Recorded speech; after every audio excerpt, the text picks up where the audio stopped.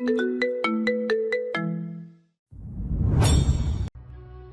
আল্লাহ, এই শহরের হাজার হাজার নিয়ন আলোর নিচে সবাই শুধু আমার এই জীর্ণ শার্ট আর খালি পকেটটাই দেখল। কেউ আমার বুকের ভিতর দিক দিক করে জ্বলতে থাকা সহস্র কোটি টাকার বোঝা আর দায়বদ্ধতার আগুনটা দেখল না। আমি ওদের সামনে বারবার হেরে গিয়েও মনে মনে জিতে থাকতে চাই। শুধু আমার এই পরিবারটাকে তুমি ওই রাজপ্রাসাদে থাকা হিংস্র নেকড়েদের নজর থেকে আড়াল করে রেখো। বড় ছেলে হওয়ার এই নির্মম দায়ভার না হয় আমি একাই সারা জীবন বইব। কিন্তু তোমার কাছে একটাই মিনতি, আমার বাবার সম্মানের এই সাদা জায়নামাজটা যেন কোনোদিন অভাবের অপমানে ভিজে না যায়। তুমি আমাকে শক্তি দাও মালিক, যেন আমি আমার আসল রূপ আড়াল করি ওদের জন্য একটা নিরাপদ আকাশ হতে পারি। ভোরের আলো কেবল ফুটতে শুরু করেছে ঢাকার মিরপুরের রূপনগর আবাসিক এলাকায়। ড্রয়িং রুম কাম এই ডাইনিং স্পেসের এক কোণে পুরনো জায়নামাজটাই বসে মোনাজাত শেষ করলো নয়ন। বয়স ২৬ কি ২৭, সাধারণ ছিপছিপে গরম। হঠাৎ দরজায় দুমদুম করে কড়া নাড়ার শব্দ। নয়ন জায়নামাজ ভাঁজ করার আগেই তার বাবা রুহুল আমিন কাঁচা পাকা চুলে হাত বোলাতে বোলাতে ঘর থেকে বেরিয়ে এলেন। কে রে ভাই এত সকালে? রুহুল আমিন দরজা খুলতেই ওপাশে দাঁড়িয়ে থাকতে দেখা গেল বাড়িওয়ালা মোতালিব সাহেবকে। ৫০ ঊর্ধ্ব বয়সী লোকটার পরনে দামি লুঙ্গি আর ফতুয়া, মুখে পানের পিক। কি ব্যাপার মাস্টার সাহেব, মাসে 10 তারিখ পার হইয়া গেল, ভাড়ার কোনো খবর আছে? ভাই আমাকে আর কয়েকটা দিন সময় দিন, ছেলের একটা চাকরির কথা চলছে। আপনার ছেলে চাকরির আসে কি আমি না খেয়ে থাকবো নাকি? ৩ মাস ধরে এখন গান গাইতেছেন। মোতালেব সাহেবের গলা ক্রমশ চড়তে থাকে। রুহুল আমিন অপরাধীর মতো মাথা নিচু করে রাখেন। আমি তো অস্বীকার করছি না মোতায়েল সাহেব, পেনশনের টাকাটা আটকে আছে, আমি দিয়ে দেব সব। পেনশনের টাকা কবে ছুটবো আর কবে আপনি আমারে টাকা দিবেন? মানুষের বাড়ি ভাড়া নিয়ে কি ফাজলামি শুরু করছেন? বাবার এই অপমান সহ্য করতে না পেরে নয়ন দ্রুত ড্রয়িং রুমে চলে আসে। বাবার সামনে এসে বুক চিতিয়ে দাঁড়ায় সে।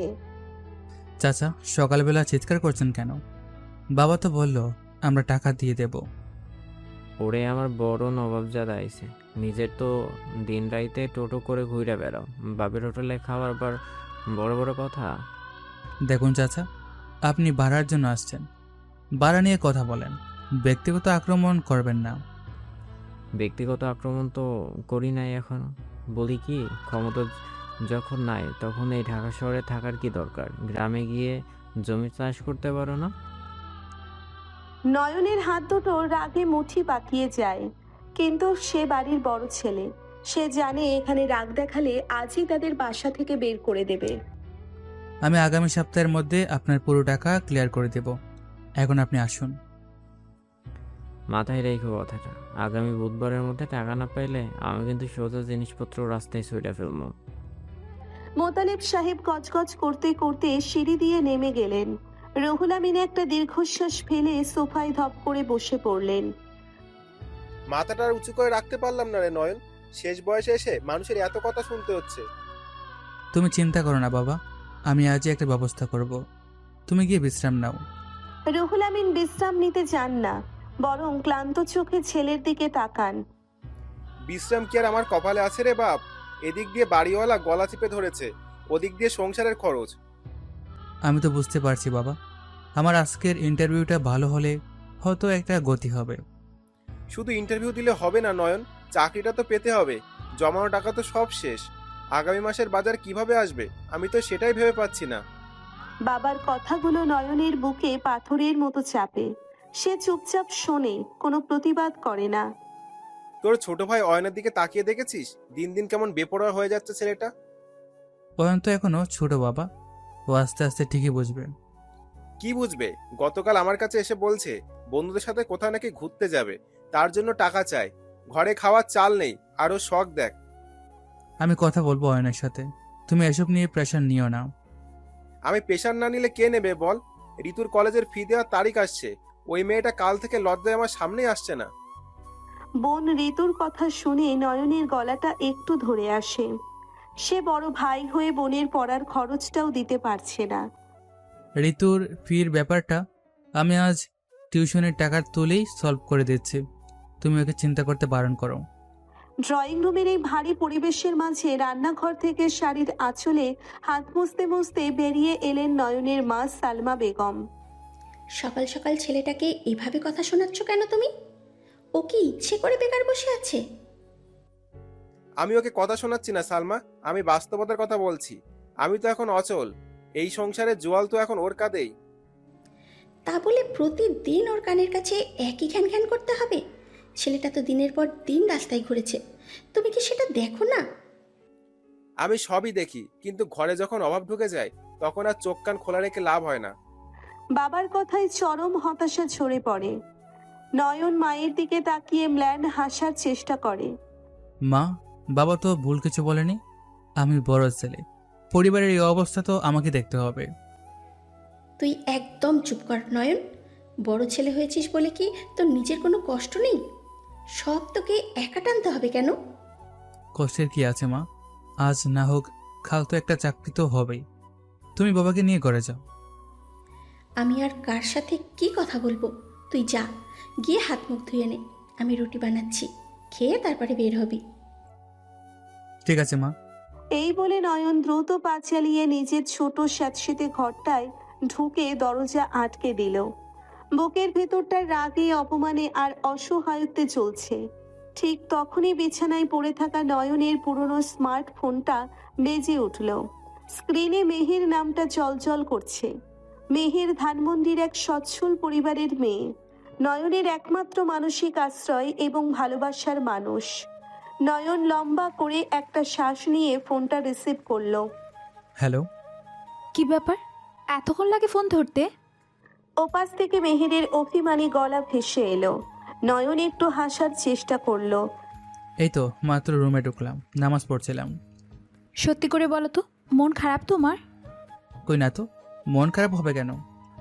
আমার কাছে লুকানোর চেষ্টা করো না, একদম গলা শুনেই বুঝতে পারছি আমি। কিছু না মেহের, সকালে একটু বাড়িওয়ালা আসছিল তো, এই আর কি। আবার ভাড়া নিয়ে সিন ক্রিয়েট করেছে লোকটা? বাবার সাথে একটু খারাপ ব্যবহার করলো, বাদ দতে সব। তুমি এত সকালে উঠছো যে? সকালে উঠবো না, আজ আমাদের দেখা করার কথা না? হ্যাঁ কথা তো, দুপুরে টিএসসিতে যাব আমরা, তাই বলে সাত সকালে উঠে বসে আছো? খুশিতে ঘুম আসছে না রাতে। কতদিন পর দেখা হবে আমাদের বলো তো? হুম। এই তো 15 দিন হলো। 15 দিন তোমার কাছে কম মনে হতে পারে, আমার কাছে 15 বছর মনে হয়েছে। মেহেরের কথায় নয়নের বুকের ভেতরের ভারী পাথরটা যেন একটু হালকা হয়ে আসে। আচ্ছা বাবা, সরি। এখন থেকে সপ্তাহে অন্তত একদিন দেখা করবো আমরা। কথা দিচ্ছ তো? হ্যাঁ, একদম পাক্কা কথা। তা আজ কি পড়ছো তুমি? তুমি বলো কি পরবো? নীল শাড়িটা পরবো। নীল শাড়িতে তোমাকে খুব সুন্দর লাগে মেহের, ওটাই পরো। আর তুমি তুমি কিন্তু ওই ছাই রঙা শার্টটা পরবা না আজকে, একদম ভালো লাগে না দেখতে। আমার তো ওই একটাই ভালো শার্ট মেহের, ওটা ছাড়া আর পরবো কি? মেহের বুঝতে পারে সে হয়তো ভুল জায়গায় আঘাত করে ফেলেছে। সে দ্রুত প্রসঙ্গ পাল্টায়। আচ্ছা ওইটাই পরো, তবে চুলগুলো একটু ঠিক করে আঁচড়ে আসবা, একদম কাকতারুয়ার মতো চলে আসবা না। চেষ্টা করব। তুমি কখন বের হচ্ছ? আমি 11টার দিকে বের হব, আব্বু অফিসে গেলে তারপর, না হলে আবার হাজারটা জেরা করবে। আঙ্কেল এখনো তোমার বাইরে যাওয়া নিয়ে এত কড়াকড়ি করেন? আর বলো না, কাল রাতেও বলেছিল পড়ালেখা শেষ, এখন নাকি আমাদের বিয়ে দিয়ে দিবে। বিয়ে শব্দটা শুনে নয়নের বুকের ভেতরটা ছ্যাদ করে ওঠে। সে কিছুক্ষণের জন্য চুপ হয়ে যায়। হ্যালো, লাইনে আছো তুমি? হ্যাঁ আছে। আঙ্কেল কি পাত্র দেখছেন নাকি? দেখো গিয়ে পাত্র, আমি কি আর বিয়ে করছি নাকি? আমি তো বসে আছি ওই মিরপুরের এক বেকার ছেলের জন্য। এই বেকার ছেলের জন্য অপেক্ষা করে শেষমেশ তোমার জীবনটাই না নষ্ট হয়ে যায় মেহের। খবরদার নয়, একদম এই ধরনের কথা বলবা না তুমি। আমি জানি তোমার একদিন ভালো চাকরি হবে। দেখা যাক। আচ্ছা তুমি নাস্তা করেছো? না, এখনো করিনি, তুমি করেছো? আমি এই তো একটু পরে করব, মাহবুব তো রুটি বানাচ্ছে। ঠিক মতো খেয়ে নিবা কিন্তু। আর শোনো, আসার সময় মিরপুর থেকে বাসে আসবা তো? হ্যাঁ, বাসেই তো আসবো। রিক্সায় আসার মতো এত টাকা কি আমার পকেটে আছে? যাই হোক, সাবধানে আসবা। বাসে ভিড় থাকলে উঠবা না, আমি ওয়েট করব। আচ্ছা, তুমিও সাবধানে এসো। ফোনটা কেটে বিছানায় রাখলো নয়ন। জানালার পর্দাটা টেনে দিয়ে টেবিলের ড্রয়ার থেকে বের করলো একটা পুরনো স্টিকার লাগানো ল্যাপটপ। ল্যাপটপটার দিকে তাকিয়ে নয়নের চোখের সেই অসহায় দৃষ্টি মুহূর্তেই শীতল এবং ধারালো হয়ে উঠল। বাইরে থেকে দেখলে মনে হবে একটা ভাঙাচোরা ল্যাপটপ, কিন্তু এর ভেতরে লুকিয়ে আছে এক অন্য জগৎ। নয়ন আসলে গ্লোবাল ডার্ক ওয়েবের এক পরিচিত নাম, যাকে সবাই ফ্যালকন হিসেবে চেনে। ফ্রিল্যান্সিং এবং সাইবার সিকিউরিটির দুনিয়ায় তার যে আধিপত্য, তার ব্যাংক অ্যাকাউন্টে জমা থাকা মিলিয়ন ডলার সবকিছুই সে লুকিয়ে রেখেছে।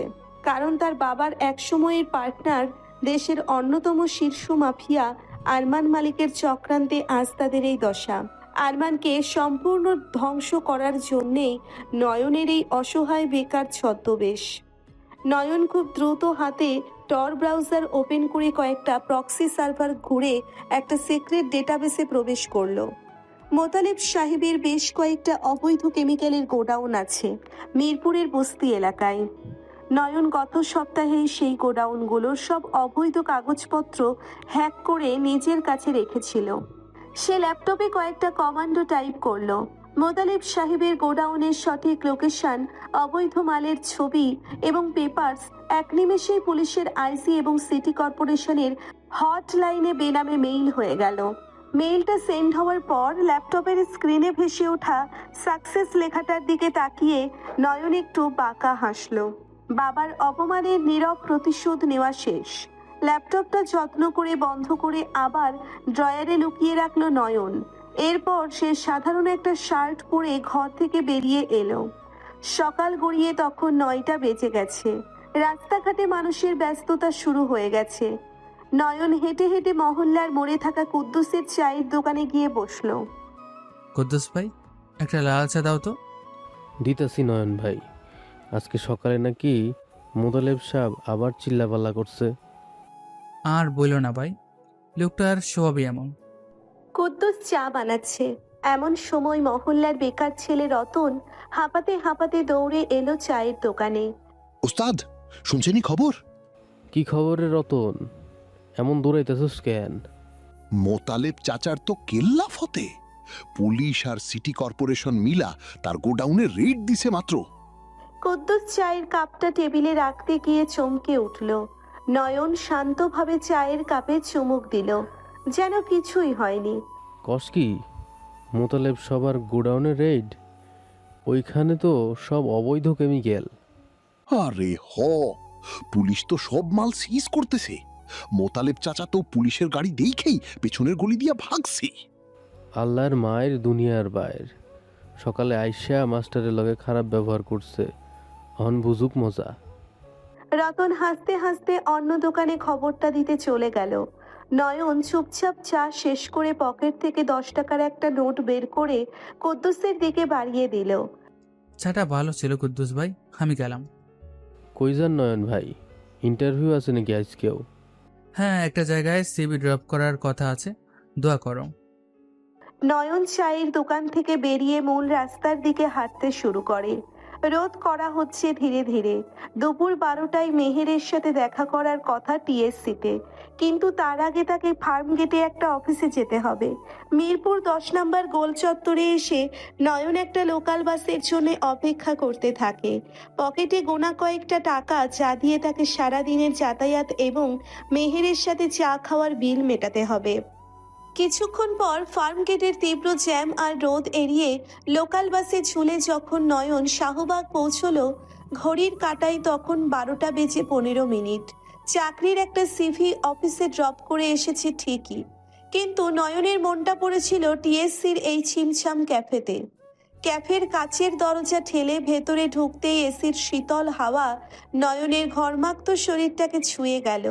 কোণের দিকের একটি টেবিলে বসে আছে মেহের, গায়ে সেই পরিচিত নীল শাড়ি, চোখে গাঢ় কাজল, কিন্তু মুখটা হাঁড়িপানা করে রেখেছে।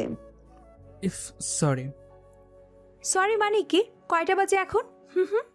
12টা 15। বাসে খুব জ্যাম ছিল মেহের। জ্যাম ছিল তো রিক্সায় আসতে পারতা না? আর সে 11টা থেকে বসে থাকতে থাকতে কেমন লাগছে তুমি বোঝো? রিকশার কথা বলেই মেহের হঠাৎ থেমে যায়। সে বুঝতে পারে নয়নের পকেটের অবস্থার কথা, তাই নিজের জিভ কামড়ায়। মানে আমি বলতে চাচ্ছিলাম আগে বের হতে পারতা। আমি তো 10:30টায় বের হয়েছি। ফার্ম গেটে কাজটা শেষ করতে একটু দেরি হয়ে গেল। হয়েছে ওই ছাইপাস ইন্টারভিউ? সিবি রেখে আসতে বলেছে, পরে ডাকবে। ডাকবে আর এসব বলে বলে শুধু ঘুরায়, আর তুমিও বোকার মতো ঘুরো। ঘুরবো না? চাকরিটা তো দরকার মেহের। মেহের একটু নরম হয়। নয়নের ঘামে ভেজা মুখের দিকে তাকিয়ে তার বুকের ভেতরটা কেমন যেন মায়া মায়া করে ওঠে। ব্যাগ থেকে টিস্যু নাও, মুখটা মুছো আগে। দিচ্ছি। নয়ন টিস্যু নিয়ে মুখ মুছতে মুছতে মেহেরের দিকে তাকায়। নীল শাড়িতে মেয়েটাকে আজ সত্যি অন্যরকম লাগছে। তোমাকে আজ খুব সুন্দর লাগছে। থাক, আর পাম মারতে হবে না, আমি এখনো রেগে আছি। রাগ তো করবেই, কিন্তু রাগের ছুটে তো কপালের টিপটাই বাঁকা করে ফেলছো। কি কপালের টিপ পাকা হয়ে আছে? মেহের তড়িঘড়ি করে নিজের ভ্যানিটি ব্যাগ থেকে ছোট আয়না বের করতে যায়, কিন্তু নয়ন তাকে থামিয়ে দেয়। আরে দাঁড়াও, আমি ঠিক করে দিচ্ছি।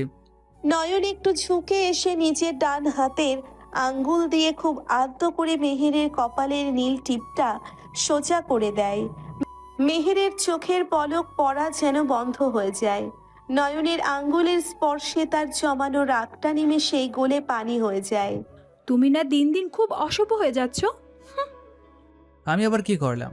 কিচ্ছু করেনি, চুপচাপ বসো এখন। ঠিক তখনই ক্যাফের ওয়েটার মেনু কার্ড নিয়ে তাদের টেবিলের সামনে এসে দাঁড়ায়। স্যার, অর্ডারটা কি এখন দেবেন? হ্যাঁ ভাই। মেহের, কি খাবে তুমি বলো? জি ম্যাম, আর কিছু? না, আর কিছু লাগবে না। ভাইয়া, একটা স্পেশাল মশলা চা দিন, আর সাথে 2টা খালি কাপ দিবেন এক্সট্রা।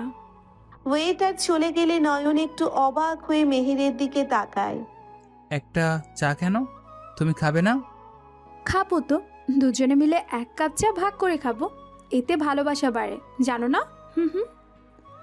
ভালোবাসা বাড়ে নাকি আমার পকেটের টাকা বাঁচাচ্ছ তুমি? উফ নয়ন, তুমি না একদম আনরোমান্টিক, সব কথার লজিক খুঁজতে আসবে না বলে দিলাম। নয়ন হাসে। পকেটে হাত দিয়ে একটা ছোট খবরের কাগজে মোড়ানো প্যাকেট বের করে টেবিলের ওপর রাখে সে। এই নাও তোমার জন্য। কি এটা? বোমা টোমা আছে নাকি এতে? হুম। খুলেই দেখো না। মেহের কৌতূহলী হয়ে প্যাকেটটা খোলে। ভেতরে 2 গাছি নীল রঙের সাধারণ কাচের রেশমি চুড়ি। ওয়াও নয়ন, এগুলো তুমি কিনেছো? শাহবাগ সিগন্যালে জিমে বসেছিলাম, তখন একটা ছোট মেয়ে এসে খুব জোরাজোরি করছিল, তাই নিয়ে নিলাম। খুব সুন্দর হয়েছে চুড়িগুলো, আমার শাড়ির সাথে একদম পারফেক্ট ম্যাচিং। পছন্দ হয়েছে তোমার? আমি তো ভাবলাম তুমিও তো বলবে এত সস্তা জিনিস কে পরে। আমি কি এতটাই বস্তা পচা চিন্তা ভাবনার মেয়ে নাকি? তুমি আমাকে একটা ঘাসের আংটি দিলেও সেটা আমার কাছে হীরের চেয়েও বেশি দামি মনে হবে। মেহের চুড়ি দুটো হাতে পড়ে নেয়, তারপর হাত নেড়ে নেড়ে রেনি ঝিনির শব্দ করে। শব্দটা শুনতে পাচ্ছ? পাচ্ছি। আর সারাদিন আমি এই চুড়ি পরে থাকবো, বাসায় গিয়েও খুলবো না। বাসায় আঙ্কেল দেখলে তো জেরা শুরু করবে।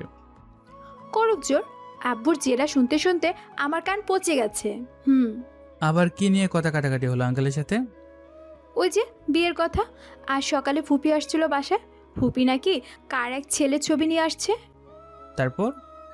আমি সোজা বলে দিয়েছি আমি এখন বিয়ে করব না, আমার মাস্টার শেষ হতে এখনো 1 বছর বাকি। আঙ্কেল কি মেনে নিলেন কথাটা? মানবে কেন, আব্বু তো রেগে আগুন, বলেছে আমায় নাকি বেশি লাই দেওয়া হয়ে গেছে।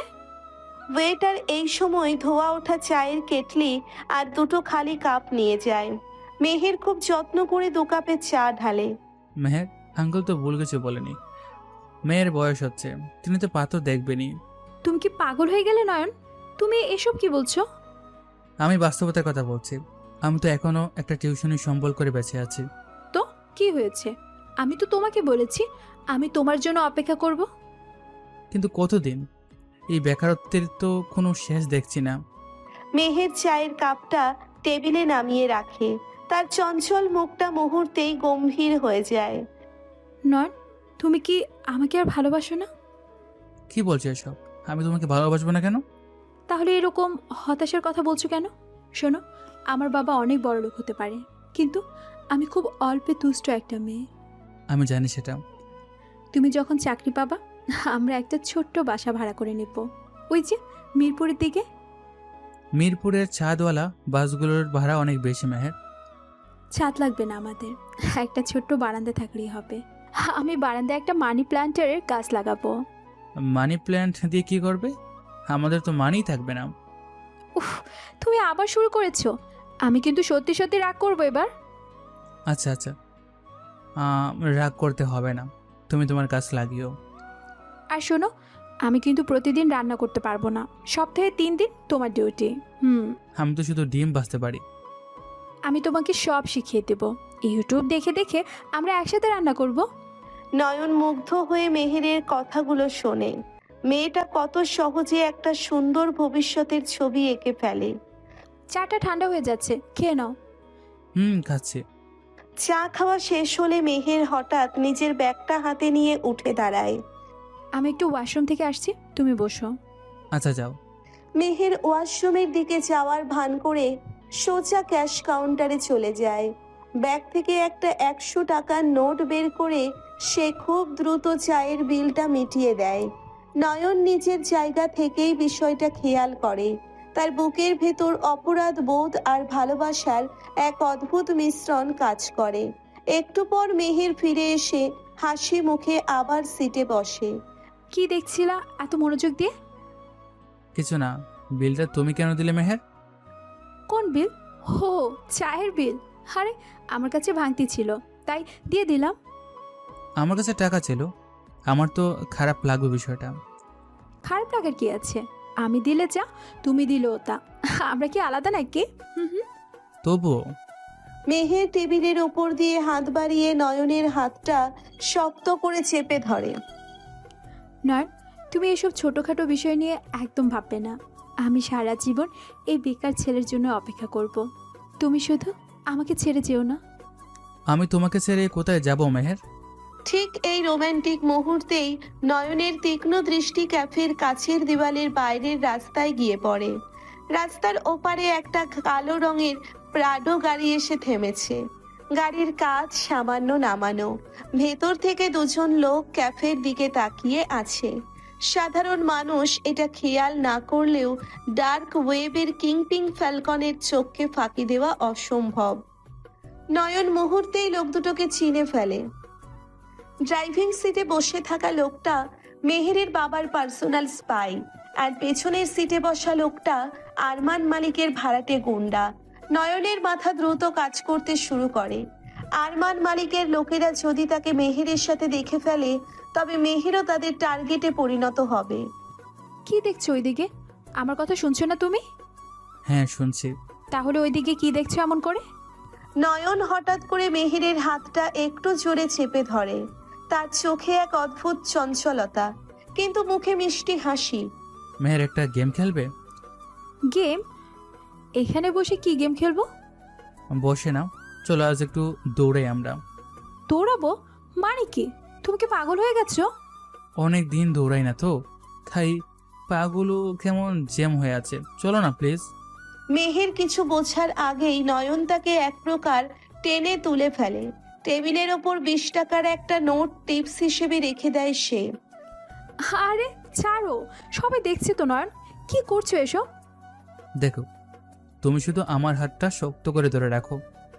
নয়ন ক্যাফের মেইন গেট দিয়ে না বেরিয়ে খুব চতুরতার সাথে ক্যাফের ভেতরের কিচেনের দিকের সরু করিডোরটার দিকে হাঁটা দেয়। আরে এই দিক দিয়ে কোথায় যাচ্ছো? গেট তো ওই দিকে। এটা শর্টকাট, চুপচাপ আমার সাথে এসো। কিচেনের স্টাফরা অবাক হয়ে তাদের দিকে তাকালেও নয়ন একটু হাত নেড়ে ইশারা করে বোঝায় যে তারা এক্সিট করছে। কিচেনের পেছনের দরজা দিয়ে বেরোতে টিএসসির পেছনের সরু এবং অন্ধকার গলিটা পাওয়া যায়। গলি দিয়ে মেহেরকে নিয়ে প্রায় ছুটতে শুরু করে নয়ন। মেহেরের শাড়ির আঁচল উঠছে। তার মনে হচ্ছে এটা বুঝি নয়নের কোনো নতুন রোম্যান্টিক পাগলামি। নয়ন, তুমি সত্যি একটা পাগল। এইভাবে কেউ দৌড়ায়? দৌড়াতে ভালো লাগছে না তোমার? খুব ভালো লাগছে। মনে হচ্ছে সিনেমার হিরো হিরোইনদের মতো আমরা পালিয়ে যাচ্ছি। মেহের খিলখিল করে হাসছে, কিন্তু নয়নের মুখটা শক্ত হয়ে আছে। সে বারবার ঘাড় ঘুরিয়ে দেখছে পেছনে কেউ আসছে কিনা। একটু জোরে পা চালাও মেহের, মেইন রাস্তায় গিয়ে একটা সিএনজি নিতে হবে। এত তাড়া কিসের তোমার? আমি তো আর সারাদিন তোমার সাথেই থাকবো। আমার একটা জরুরি কাজ মনে পড়েছে, তোমাকে আগে নিরাপদে রিক্সায় তুলে দিই। মেহেরের হাসিটা একটু ম্লান হয়ে যায়। সে দৌড়তে দৌড়তে হাঁপিয়ে উঠেছে। কি জরুরি কাজ? এই তো বললে আজ সারাদিন ফ্রি তুমি। বাবা একটু আগে টেক্সট করেছিল, বাবার নাকি শরীরটা খুব খারাপ। ও আল্লাহ, আঙ্কেলের কি হয়েছে? প্রেশারটা বেড়েছে মনে হয়, আমাকে তাড়াতাড়ি বাসায় যেতে হবে। নয়ন খুব নিখুঁতভাবে একটা মিথ্যা কথা বলে মেহেরকে ম্যানেজ করে দেয়। পেছনের গলি পার হয়ে তারা ঢাকা মেডিকেলের দিকের মেইন রাস্তায় চলে আসে। রাস্তার মোড়েই একটা খালি রিক্সা দাঁড়িয়েছিল। নয়ন দ্রুত রিক্সাওয়ালাকে ডাকে। মামা, ধানমন্ডি 27 নম্বরে যাবা? জামু মামা, 80 টাকা লাগবো। ঠিক আছে চলো। মেহের, তুমি রিক্সায় ওঠো। তুমি যাবো না আমার সাথে? আমি অন্য বাস দিয়ে বাসে করে মিরপুর চলে যাব, তুমি সোজা বাসায় চলে যাও। আচ্ছা, তুমি বাসায় গিয়ে আঙ্কেলের খবরটা আমাকে সাথে সাথে জানাবে কিন্তু। জানাবো, তুমি সাবধানে যেও। মেহের রিক্সায় উঠে বসে। রিক্সা চলতে শুরু করলে সে পেছন ফিরে নয়নের দিকে তাকিয়ে হাত নাড়ে। নয়নও হাত নাড়ে। রিক্সাটা দৃষ্টিসীমার বাইরে চলে যাওয়ার পর নয়নের মুখের সেই হাসি আর মিষ্টি ভাবটা নিমেষেই উধাও হয়ে যায়। সে রাস্তার পাশে একটা পান সিগারেটের দোকানের আড়ালে দাঁড়ায় এবং পকেট থেকে তার সাধারণ ফোনটা বের করে। ফোনটা সাধারণ হলেও এর ভেতরে ফ্যালকলের সিক্রেট ভিপিএন ইনস্টল করা। সে দ্রুত একটা ডার্ক ওয়েব কমিউনিকেশন পোর্টে লগ ইন করে। আরমান মালিক, তুমি আমার ব্যক্তিগত জীবনে হাত দেওয়ার সাহস করেছো, এবার তোমার খেলা শেষ করার সময় চলে এসেছে। শাহবাগ থেকে বাসে উঠে বনানীর একটা অভিজাত কর্পোরেট ভবনের সামনে এসে নামলো নয়ন। ঘড়ির কাঁটায় তখন বিকেল 4:10 বাস থেকে নেমে প্যান্টের পকেটে থাকা পুরনো রুমাল দিয়ে মুখের ঘামটা মুছে নিল সে। নিজের পুরনো ক্ষয়ে যাওয়া কালো জুতো জোড়ার দিকে একবার তাকালো। জুতোর ডান দিকের সোলটা একটু হা হয়ে আছে। ভবনের 4 তলায় এক্সপ্রেস গ্লোবাল নামের কোম্পানির রিসেপশনে গিয়ে দাঁড়ালো নয়ন। এক্সকিউজ মি, আমার বিকাল 4টায় একটা ইন্টারভিউ ছিল। আপনার নাম? নয়ন আহমেদ। আপনি ওইদিকে সোফায় একটু বসুন, এমডি স্যার ফ্রি হলে আপনাকে ডাকবেন। প্রায় 40 মিনিট বসে থাকার পর ভেতর থেকে ডাক পড়ল নয়নের। কাচের দরজা ঠেলে এমডির বিশাল এবং ঠান্ডা রুমটিতে প্রবেশ করলো সে। এমডি তারিক মাহমুদ একজন দাম্ভিক প্রকৃতির মানুষ। তিনি ল্যাপটপ থেকে চোখ না সরিয়েই নয়নকে বসতে ইশারা করলেন। নয়ন আহমেদ, ঢাকা ভার্সিটি থেকে পাশ করেছেন। রেজাল্ট তো ভালোই দেখছি। জি স্যার। কিন্তু শুধু রেজাল্ট দিয়ে তো আর কর্পোরেট দুনিয়া চলে না ভাই। আপনার তো কোনো প্র্যাকটিক্যাল এক্সপিরিয়েন্স নাই। স্যার, আমি ভার্সিটিতে বেশ কয়েকটা নেটওয়ার্কিং প্রজেক্টে লিড দিয়েছি। তাছাড়া আইটি সিকিউরিটি নিয়ে আমার কিছু কাজ আছে। প্রজেক্ট আর রিয়েল লাইফ এক কাজ না। যাই হোক, আমাদের এই পোস্টে অলরেডি ওপর মহলে একটা রেফারেন্স আছে। স্যার, আমাকে ইন্টারভিউয়ের জন্য ডাকা হয়েছিল বলেই। ডাকা হয়েছিল ফর্মালিটি মেনটেন করার জন্য, তবে আপনি চাইলে একটা ব্যবস্থা হতে পারে। কি অবস্থা স্যার? আমাদের কোম্পানির ওয়েলফেয়ার ফান্ডে যদি 3 লাখ টাকা ডোনেশন দিতে পারেন তবে চাকরিটা কনফার্ম করা যায়। কথাটা শুনে নয়নের বুকের ভেতরটা ছ্যাদ করে ওঠে। যেখানে বসের ভাড়া দেওয়ার টাকা নেই সেখানে 3 লাখ টাকা। স্যার, আমি মধ্যবিত্ত পরিবারের ছেলে, আমার পক্ষে এত টাকা দেওয়া কোনোভাবেই সম্ভব না। আমি আমার যোগ্যতায় চাকরিটা চেয়েছিলাম। যোগ্যতা? এই এক সমস্যা আপনাদের মতো বস্তিতে থাকা মধ্যবিত্তদের পকেটে টাকা নেই, কিন্তু বড় বড় কথা ঠিকই শিখেছেন। স্যার, আপনি আমাকে অপমান করছেন। অপমান তো এখনও শুরুই করিনি। আপনার জুতোর তলা তো খুলে যাচ্ছে। এখানে এসেছেন ম্যান্টি ন্যাশনাল কোম্পানিতে চাকরি করতে। ইউ মে লিভ নাও। নয়ন আর একটা কথাও বলল না। তার 2 হাত রাগে কাঁপছে, কিন্তু সে শান্তভাবে সিভিটা টেবিল থেকে তুলে নিয়ে রুম থেকে বেরিয়ে এলো। কর্পোরেট অফিসের এসি রুম থেকে বের হয়ে রাস্তার কড়া রোদে দাঁড়াতেই নয়নের পৃথিবীটা কেমন যেন শূন্য মনে হলো। বনানীর রাস্তায় তখন বিকেলের ব্যস্ততা। ফুটপাত দিয়ে মাথা নিচু করে হাঁটতে থাকে নয়ন। চারপাশে নিয়ন আলো আর বড় বড় গাড়ির ভিড়ে নিজেকে বড্ড একা আর অসহায় মনে হয় তার। হঠাৎ প্যান্টের পকেটে থাকা ফোনটা বেজে ওঠে। স্ক্রিনে মেহেরের নাম। নয়ন একটু গলাটা পরিষ্কার করে ফোনটা রিসিভ করে। হ্যালো। নয়ন, আঙ্কেল কেমন আছে এখন? প্রেশার কি কমেছে? হ্যাঁ, বাবা এখন একটু ভালো আছেন। ওষুধ খাইয়ে ঘুম পাড়িয়ে দিয়েছে। যাক, শুনে জানটা শান্তি হলো। আমি তো টেনশনে মরেই যাচ্ছিলাম। টেনশনে কিছু নেই। তুমি বাসায় ঠিকমতো পৌঁছেছিলে? সেই কখন। কিন্তু তুমি কেমন আছো? গলাটা এমন বসা বসা লাগছে কেন? কিছু না, রাস্তায় তো তাই একটু টায়ার্ড লাগছে। তোমার ইন্টারভিউর কি খবর? আজকে বিকেলে 4টায় হওয়ার কথা ছিল না? নয়ন মুহূর্তের জন্য থমকে যায়। তারেক মাহমুদের অপমানজনক কথাগুলো তখনও তার কানে বাজছে, কিন্তু সে মেহেরকে এসব কিছুই বুঝতে দেয় না। হ্যাঁ, ইন্টারভিউতে দিলাম। কি বললো তারা? চাকরিটা কি হবে মনে হচ্ছে? এখনো কিছু কনফার্ম করেনি। বললো সিলেকশন হলে পরে ফোনে জানাবে।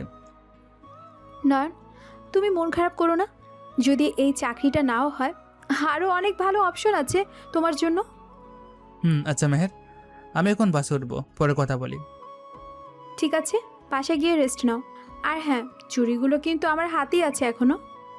খুব যত্নে রেখো, সাবধানে দেখো। ফোনটা কেটে পকেটে রাখলো নয়ন। তার বুকের ভেতরে এক অজানা কষ্ট দলা পাকিয়ে উঠছে। লোকাল বাসের ভিড় ঠেলে বনানী থেকে মিরপুরের বাসায় পৌঁছতে পৌঁছতে রাত 8টা বেজে গেল। ক্লান্ত শরীরে ড্রয়িং রুমে পা রাখতেই নয়ন দেখল ছোট ভাই অয়ন সোফায় শুয়ে দামি একটা স্মার্টফোনে গেম খেলছে। ভাইয়া তুই আস, তোর সাথে কথা ছিল। কি কথা? আমি তো মাত্রই এলাম, একটু হাত মুখ ধুতে দে। আরে 1 মিনিট শোন না। আগামী সপ্তাহে আমাদের ফ্রেন্ড সার্কেল সাজেক যাচ্ছে, আমাকেও যেতে হবে। সাজেক? কত টাকা লাগবে? ট্যুরের জন্য 5,000। আর ভাই আমার একটা ডিএসএলআর ক্যামেরা লাগবে, ট্যুরে তো ছবি তুলতে হবে।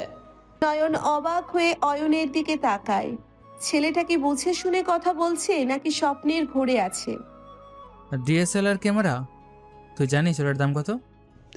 সেকেন্ড হ্যান্ড নিলেও 30,000 টাকার মতো পড়বে। তুই আমাকে 35,000 টাকা ম্যানেজ করে দে। অয়ন, তুই কি পাগল হয়েছিস? বাসায় 3 মাসের ভাড়া বাকি, আর তুই এখন ট্যুরে যাওয়ার জন্য 35,000 টাকা চাইছিস? তাতে আমার কি? আমার বন্ধুরা সবাই যাচ্ছে, ওদের দামি ফোন আছে, ক্যামেরা আছে, আমার কিচ্ছু নাই। একটু বোঝার চেষ্টা কর ভাই। বাবার পেনশনের টাকাটা এখনো আটকে আছে, আমারও চাকরিটা এখনো হয়নি। তোর তো কোনোদিন চাকরি হবেও না, সারাদিন ওই বস্তা সিভি নিয়ে ঘুরে বেড়া। আমি জানি না আমার টাকা লাগবে। অয়ন রাগে গজগজ করতে করতে নিজের রুমে গিয়ে সজোরে দরজা আটকে দিল। নয়ন সোফায় বসে দুহাতে মাথা চেপে ধরে। ঠিক তখনই রান্নাঘর থেকে চুপি চুপি বেরিয়ে এলেন তার মা সালমা বেগম। নয়ন, একটু এদিকে আয় তো বাবা। কি হয়েছে মা? নয়ন মায়ের কাছে গিয়ে দাঁড়াতেই সালমা বেগম শাড়ির আঁচল দিয়ে চোখ মুছলেন। ঋতু সন্ধ্যে থেকে ঘরে ঢুকে কাঁদছে। কাল নাকি ওর কলেজের ফি দেওয়ার লাস্ট ডেট। কত টাকা লাগবে মা? 4,000 টাকা। কাল না দিলে নাকি ওর ফর্ম ফিল আপ করতে দেবে না। তোর বাবার কাছে তো একটা টাকাও নেই। নয়ন প্যান্টের পকেটে হাত দেয়, সেখানে মাত্র 40টা টাকা পড়ে আছে। তুমি ঋতুকে কাঁদতে বারণ করো মা, আমি কাল সকালের মধ্যে টাকাটা দিয়ে আসবো। কিভাবে দিবি তুই? তোর কাছেও তো টাকা নেই। আমার একটা টিউশনের টাকা পাওয়ার কথা আছে মা, আমি ম্যানেজ করে নেব, তুমি চিন্তা করো না। মাকে সান্ত্বনা দিয়ে নয়ন নিজের ঘরে চলে আসে। দরজা বন্ধ করে সে খাটের ওপর বসে পড়ে। বাঁ হাতের কবজিতে থাকা পুরনো ঘিয়ে রঙের ঘড়িটার দিকে তাকায় সে। এটা তার খুব শখের ঘড়ি, অনেক দিন ধরে যত্ন করে পরে আসছে। নয়ন জানে কাল এই ঘড়িটা বিক্রি করা ছাড়া তার কাছে আর কোনো উপায় নেই। বড় ছেলের তো শখ বলে কিছু থাকতে নেই, তার থাকে শুধু দায়িত্ব। দেখতে দেখতে রাত গভীর হয়। ঘড়ির কাঁটায় তখন রাত 2টা। বাইরের পুরো পৃথিবী যখন ঘুমে আচ্ছন্ন, নয়নের ঘরের অন্ধকার ভেদ করে ল্যাপটপের নীল আলো জ্বলে ওঠে। দিনের বেলার সেই অসহায় বেকার যুবকটি এখন আর নেই, কিবোর্ডের ওপর তার আঙ্গুলগুলো এখন এক বিধ্বংসী ঝড়ের মতো চলছে। নয়ন তার ডার্ক ওয়েব প্যানেল ফ্যালকনে লগ ইন করে। তারপর বেশ কয়েকটা প্রক্সি আইপি ব্যবহার করে সোজা সেই এপেক্স গ্লোবাল কোম্পানির মেইন সার্ভারে ঢুকে পড়ে। কোম্পানির ফায়ারওয়েল ফ্যালকনের কাছে কাচের দেওয়ালের মতো ভেঙে পড়ে। মাত্র কয়েক মিনিটের মধ্যে এমডি তারিক মাহমুদের সব গোপন ফাইল নয়নের স্ক্রিনে চলে আসে। তারিক মাহমুদ গত 3 বছরে ওয়েলফেয়ার ফান্ডের নামে কোটি কোটি টাকা আত্মসাৎ করেছে এবং বিদেশে পাচার করেছে। সব ব্যাংক স্টেটমেন্ট আর প্রমাণ নয়নের হাতে। নয়ন একটা বেনামি এনক্রিপ্টেড মেইল থেকে অ্যান্টি করাপশন ব্যুরো এবং কোম্পানির বোর্ডের কাছে সব প্রমাণ সেন্ড করে দেয়।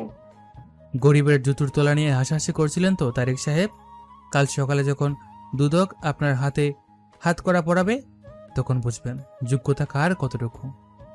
মেইলটা সেন্ড হওয়ার পর নয়ন তার নিজের অফশোর সুইস ব্যাংক অ্যাকাউন্টের পোর্টালটা ওপেন করে। স্ক্রিনে বড় বড় করে ব্যালেন্স দেখাচ্ছে $150 মিলিয়ন, প্রায় 1200 কোটি টাকা। নয়ন একদৃষ্টিতে সেই স্ক্রিনটার দিকে তাকিয়ে থাকে। তার ব্যাংক অ্যাকাউন্টে 1000 কোটি টাকা পড়ে আছে, অথচ সে তার ছোট ভাইয়ের একটা সামান্য আবদার মেটাতে পারছে না, বোনের পড়ার ফি দিতে পারছে না। সে যদি $1 এই সিস্টেম থেকে বাংলাদেশের কোনো অ্যাকাউন্টে ট্রান্সফার করে তবে আরমান মালিকের হ্যাকাররা মুহূর্তের মধ্যে তার লোকেশন ট্রেস করে ফেলবে। আরমান মালিক জানতে পারবে যে রুহুল আমিনের বড় ছেলে নয়নই হলো ডার্ক ওয়েবের সেই ফ্যালকন। তখন তারা নয়নের পুরো পরিবারকে শেষ করে দেবে। নয়ন ল্যাপটপটা বন্ধ করে দেয়। চোখের সামনে থেকে 1000 কোটি টাকার ব্যালেন্সটা অন্ধকারে মিলিয়ে যায়। সে টেবিলের ওপর থেকে তার সেই শখের হাতঘড়িটা হাতে তুলে নেয়। কাল সকালে এটাই তাকে বিক্রি করতে হবে। 1000 কোটি টাকার মালিক হয়েও পরিবারের নিরাপত্তার জন্য নিজের শখের ঘড়িটা বিক্রি করার কথা ভেবে নয়নের চোখে ঘুম চলে আসে। ঘড়ির কাঁটায় তখন রাত 1:15। চারিদিকে শুনশান নীরব। মিরপুরের এই ঘিঞ্জি এলাকায় রাতের বেলা কুকুরের ডাক ছাড়া আর কোনো শব্দ শোনা যায় না। নয়ন নিজের ঘরের গুমোট গরমে ঘুম ভেঙে যায়। সে টিকতে না পেরে ছাদে এসে দাঁড়িয়েছে। আকাশের দিকে তাকিয়ে সে তার বেকার জীবনের হিসেব মেলানোর চেষ্টা করছে। ঠিক তখনই পকেটে থাকা ফোনটা ভাইব্রেট করে ওঠে। স্ক্রিনে মেহেরের নাম দেখে নয়ন একটু অবাক হয়। এত রাতে তো মেহেরের কল করার কথা নয়। সে দ্রুত কলটা রিসিভ করে। হ্যালো মেহের, এত রাতে কল করছো যে? ওপাশ থেকে কোনো কথা ভেসে আসে না, শুধু ডুকরে কেঁদে ওঠার একটা ভারী শব্দ শোনা যায়। কি হয়েছে মেহের, তুমি কাঁদছো কেন? নয়ন, আমাকে বাঁচাও তুমি। মেহেরের গলাটা ভেঙে আসছে কান্নায়। নয়নের বুকের ভেতরটা ধক করে ওঠে। আর কি হয়েছে সেটা তো খুলে বলবে। আঙ্কেল কি বকা দিয়েছে? বাবা আমার সব শেষ করে দিয়েছে নয়ন, আমার বিয়ে ঠিক করে ফেলেছে। কথাটা শোনার পর নয়নের মনে হলো কেউ যেন তার মাথার উপর হাতুড়ি দিয়ে সজোরে আঘাত করেছে। সে কয়েক সেকেন্ড কোনো কথা বলতে পারলো না। বিয়ে ঠিক করে ফেলেছে মানে? তুমি আঙ্কেলকে বোঝাওনি? আমি আব্বুর পায়ে ধরে কেঁদেছি নয়ন, কিন্তু আব্বু কারো কোনো কথা শুনবে না। আগামী শুক্রবার আমার এঙ্গেজমেন্ট। এত তাড়াতাড়ি? কিন্তু পাত্রকে কোথায় থাকে? আমি কিচ্ছু জানি না। ফুপি কাল সন্ধ্যায় এসে সব পাকা কথা বলে গেছে। ছেলে নাকি কোনো এক বড় কোম্পানির ডিরেক্টর, জাহিদ নাম। তুমি শান্ত হও মেহের, কান্নাকাটি করে তো কোনো লাভ হবে না। শান্ত কিভাবে হব আমি? হ্যাঁ, তুমি কালকে আমাকে নিয়ে দূরে কোথাও চলো। দূরে মানে? কোথায় যাবো আমরা? যেখানে দু চোখ যায় চলো, আমরা পালিয়ে বিয়ে করি।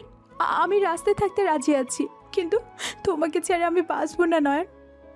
মেহেরের এই পাগলামি মেশানো কথাগুলো নয়নের বুকে তীরের মতো বিদ্ধে থাকে। সে ছাদের রেলিংটা শক্ত করে চেপে ধরে। মেহের, তুমি তো জানো আমার অবস্থা। আমি আজ তোমাকে নিয়ে গেলে কাল আমরা খাবো কি? আমি কিচ্ছু শুনতে চাই না। তুমি যদি কাল আমাকে নিয়ে না চাও তবে আমি ছাদ থেকে লাফ দিব। পাগলামি করো না মেহের, আমার একটু ভাবতে দাও, আমাকে একটু ভাবতে দাও। নয়ন ফোনটা স্পিকারে দিয়ে পকেট থেকে তার সিক্রেট স্মার্টফোনটা বের করে। মেহের যে জাহিদ নামের ছেলেটার কথা বলল তার সম্পর্কে জানা দরকার। নয়ন দ্রুত ডার্ক ওয়েবের পোর্টালে ঢুকে গ্লোবাল ডেটাবেসে জাহিদ নামটা এবং মেহেরের বাবার কানেকশন সার্চ করে।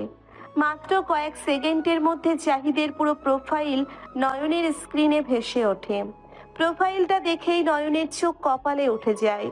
জাহিদ হাসান সিলিকন ভ্যালির নোভাটেক সলিউশনসের বাংলাদেশ ব্রাঞ্চের কান্ট্রি ডিরেক্টর, আর এই নোভাটেক সলিউশনের মূল মালিক হলো স্বয়ং নয়ন। জাহিদ আসলে তার বেনামি আইটি কোম্পানির একজন সাধারণ কর্মচারী মাত্র। নয়নের ঠোঁটের কোণে একটা ম্লান হাসি ফুটে ওঠে।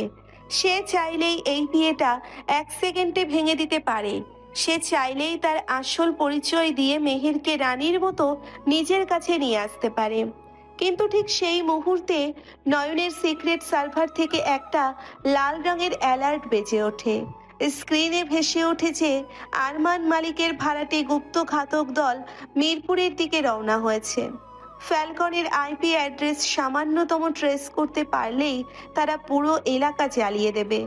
নয়ন বুঝতে পারে সে যদি আজ মেহেরকে নিজের কাছে রাখে বা পালিয়ে যায়, তবে মেহেরও এই মাফিয়াদের প্রাইম টার্গেটে পরিণত হবে। আরমান মালিক কাউকে ছাড়ে না। হ্যালো নয়ন, তুমি কি আছো লাইনে? কথা বলছো না কেন? নয়নের চোখ বেয়ে এক ফোঁটা জল গড়িয়ে পড়ে। সে বেকার বলে নয়, বরং কোটিপতি হয়েও নিজের ভালোবাসার মানুষটিকে সুরক্ষিত রাখার জন্যে এক নির্মম সিদ্ধান্ত গ্রহণ করে। মেহের, আমি তোমাকে নিয়ে পালাতে পারবো না। কি বলছো এসব? তুমি আমাকে ভালোবাসো না? ভালোবাসি, কিন্তু ভালোবাসার চেয়ে আমার পরিবারের দায়িত্ব অনেক বড়। আমার বাবা মা ভাই বোনকে পথে বসিয়ে আমি তোমার হাত ধরতে পারবো না। তুমি আমাকে এভাবে পর করে দিতে পারলে নয়ন? তুমি ওই জাহিদ নামের ছেলেটিকে বিয়ে করো মেহের। তোমার আব্বু তোমার জন্য ভালো সিদ্ধান্ত নিয়েছেন। ওপাশ থেকে মেহেরের গগনবিদারী কান্নার শব্দ ভেসে আসে। নয়ন আর কোনো কথা না বলে ফোনটা কেটে দেয়। রাতের আকাশটা যেন মেহেরের কান্নায় ভারী হয়ে ওঠে। নয়ন ছাদের রেলিংয়ে মাথা ঠেকিয়ে নিঃশব্দে কাঁদতে থাকে। সবার চোখে সে শুধুই এক ব্যর্থ অবহেলিত বড় ছেলে। রাতের সেই দমবন্ধ করা প্রহর কেটে গিয়ে একসময় ভোরের আলো ফোটে। সকালে উঠেই নয়ন সোজা মিরপুর 10 নম্বরের একটা পুরনো ঘড়ির দোকানে যায়।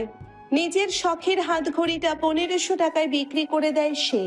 ঘড়ি বিক্রির টাকাটা এনে মায়ের হাতে দিয়ে বোন ঋতুর কলেজের ফি জমা দেওয়ার ব্যবস্থা করে।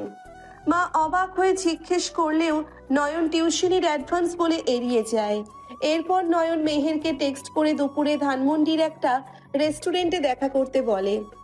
মেহেরের সাথে সামনাসামনি সবকিছুর ফয়সালা আজই করতে হবে। দুপুর 2টা ধানমন্ডির 27 নম্বরের একটা ছিমছাম রেস্টুরেন্টের কর্নার টেবিলে মুখোমুখি বসে আছে নয়ন আর মেহের। মেহেরের চোখ দুটো কান্নায় ফুলে একদম লাল হয়ে আছে, চুলগুলো উস্কো খুস্কো। কাল রাতে সেই চঞ্চল মেয়েটার আজ কোনো অস্তিত্ব নেই। কাল রাতে তুমি ওভাবে ফোনটা কেটে দিলা কেন? কি বলবো আর, তুমি তো কোনো লজিকই বুঝতে চাইছিলে না। লজিক? ভালোবাসার আবার কিসের লজিক নয়? তুমি শুধু একবার বলো যে তুমি আমাকে চাও, আমি সব ছেড়ে চলে আসবো। মেহের টেবিলের ওপর দিয়ে হাত বাড়িয়ে নয়নের হাতটা শক্ত করে ধরে। নয়ন খুব সন্তর্পণে নিজের হাতটা ছাড়িয়ে নেয়। সব ছেড়ে তুমি আসবে, কিন্তু আমরা থাকবো কোথায়? আমার তো নিজেরই থাকার জায়গা নেই। আমি একটা চাকরি খুঁজবো, তুমি টিউশনি করাবা, আমরা দুজনে মিলে একটা ছোট্ট ঘর ভাড়া করে থাকবো। এটা সিনেমা বা নাটক নয় মেহের, এটা রিয়েল লাইফ। দুজন মিলে চাকরি করে সংসার চালানো এত সহজ না। কেন সহজ না? আমাদের ভালোবাসা থাকলে সব সহজ হয়ে যাবে। ভালোবাসা দিয়ে পেট ভরে না মেহের। দিন শেষে যখন বাড়িওয়ালার অপমান শুনতে হয়, তখন ভালোবাসা জানালা দিয়ে পালায়। মেহের অবাক হয়ে নয়নের চোখের দিকে তাকায়। ছেলেটা এত নিষ্ঠুর কিভাবে হতে পারছে? তুমি কি আমাকে ভয় দেখাচ্ছ নয়ন? আমি কোনো কষ্টতে ভয় পাই না। তুমি পাও না, কারণ তুমি কখনো অভাব দেখোনি, কিন্তু আমি জন্ম থেকে অভাব দেখে আসছি। আমি তোমার সব অভাব মেনে নিতে রাজি আছি। কিন্তু আমি তো পারবো না। আমি আমার পরিবারের বড় ছেলে। আমি যদি আজ তোমাকে নিয়ে আলাদা হয়ে যাই, আমার বাবার কি হবে? আমার ছোট বোনটার পড়াশোনা তো বন্ধ হয়ে যাবে। আমি তো বলিনি তোমার পরিবারকে ছেড়ে দিতে। আমরা সবাই একসাথে থাকবো। কিভাবে?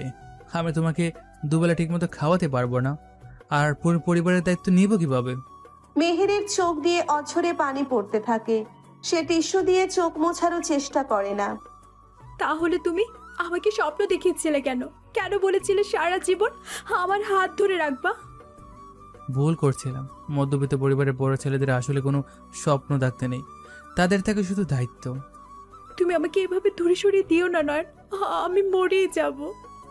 কেউ কারোর জন্য মরে যায় না মেহের। কয়েকদিন একটু কষ্ট হবে, তারপর ঠিকই ওই জাহিদের সাথে মানিয়ে নিতে পারবে।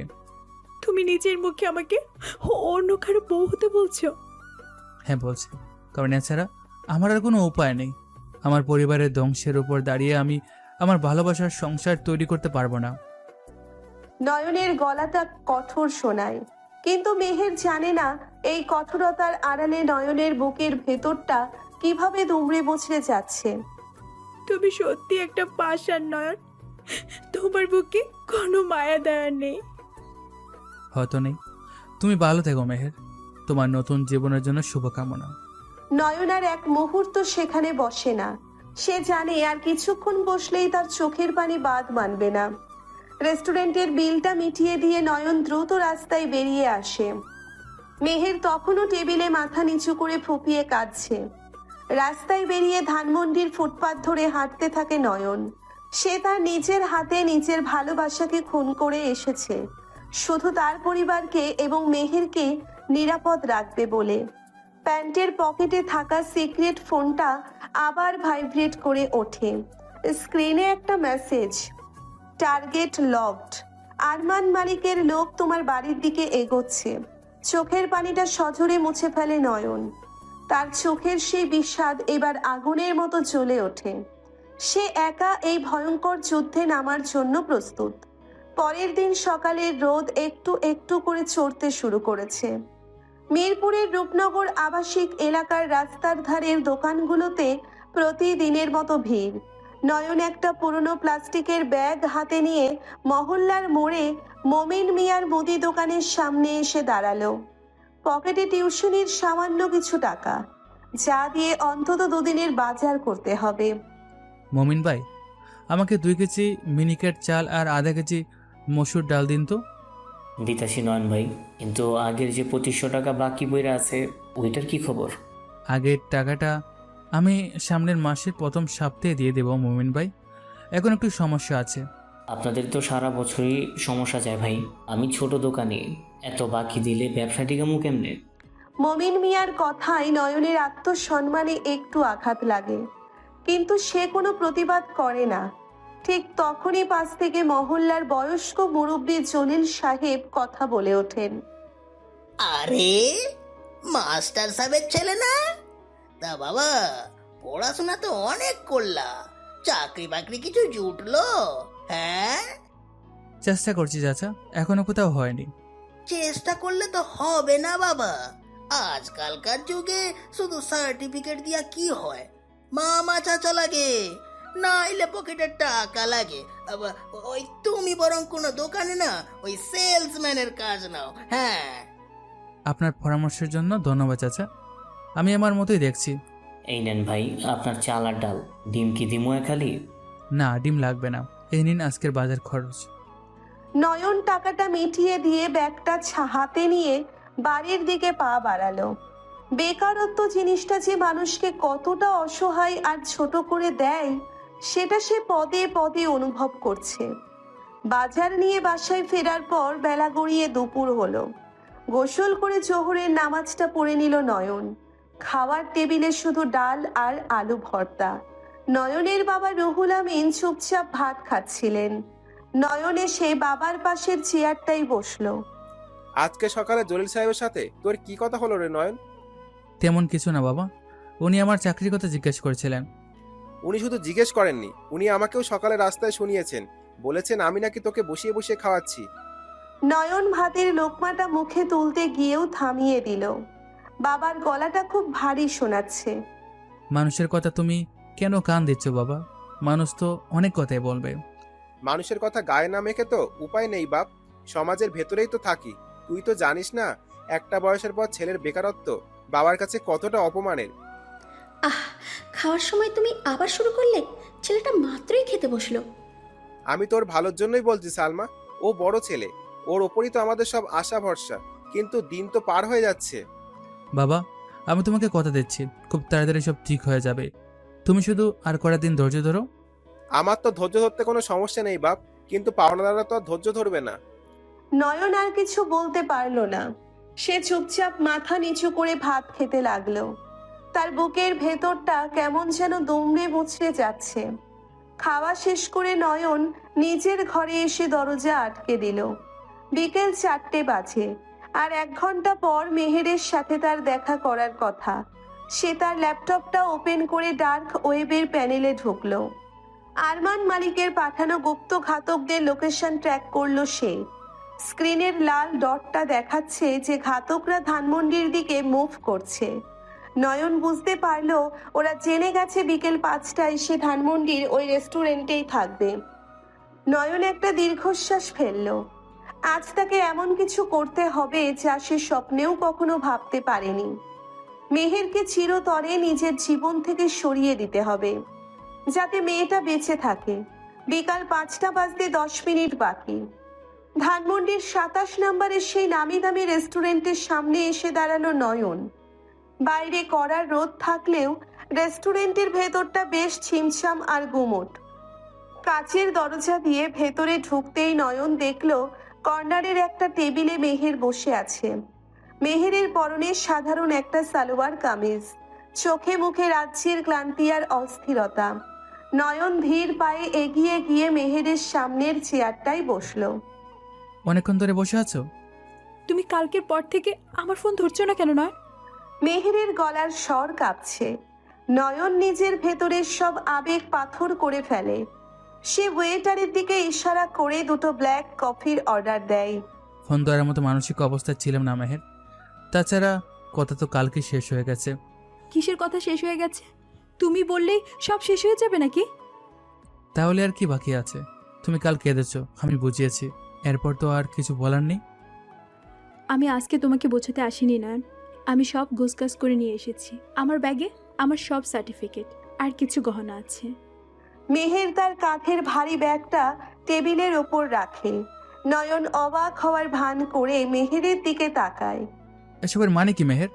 মানে খুব পরিষ্কার, আমরা আজই কাজী অফিসে যাব। আমি বাসা থেকে চিরদিনের জন্য চলে এসেছি। তুমি কি পাগল হয়ে গেছো? তুমি জানো তুমি কি করছো? আমি খুব ভালো করে জানি আমি কি করছি।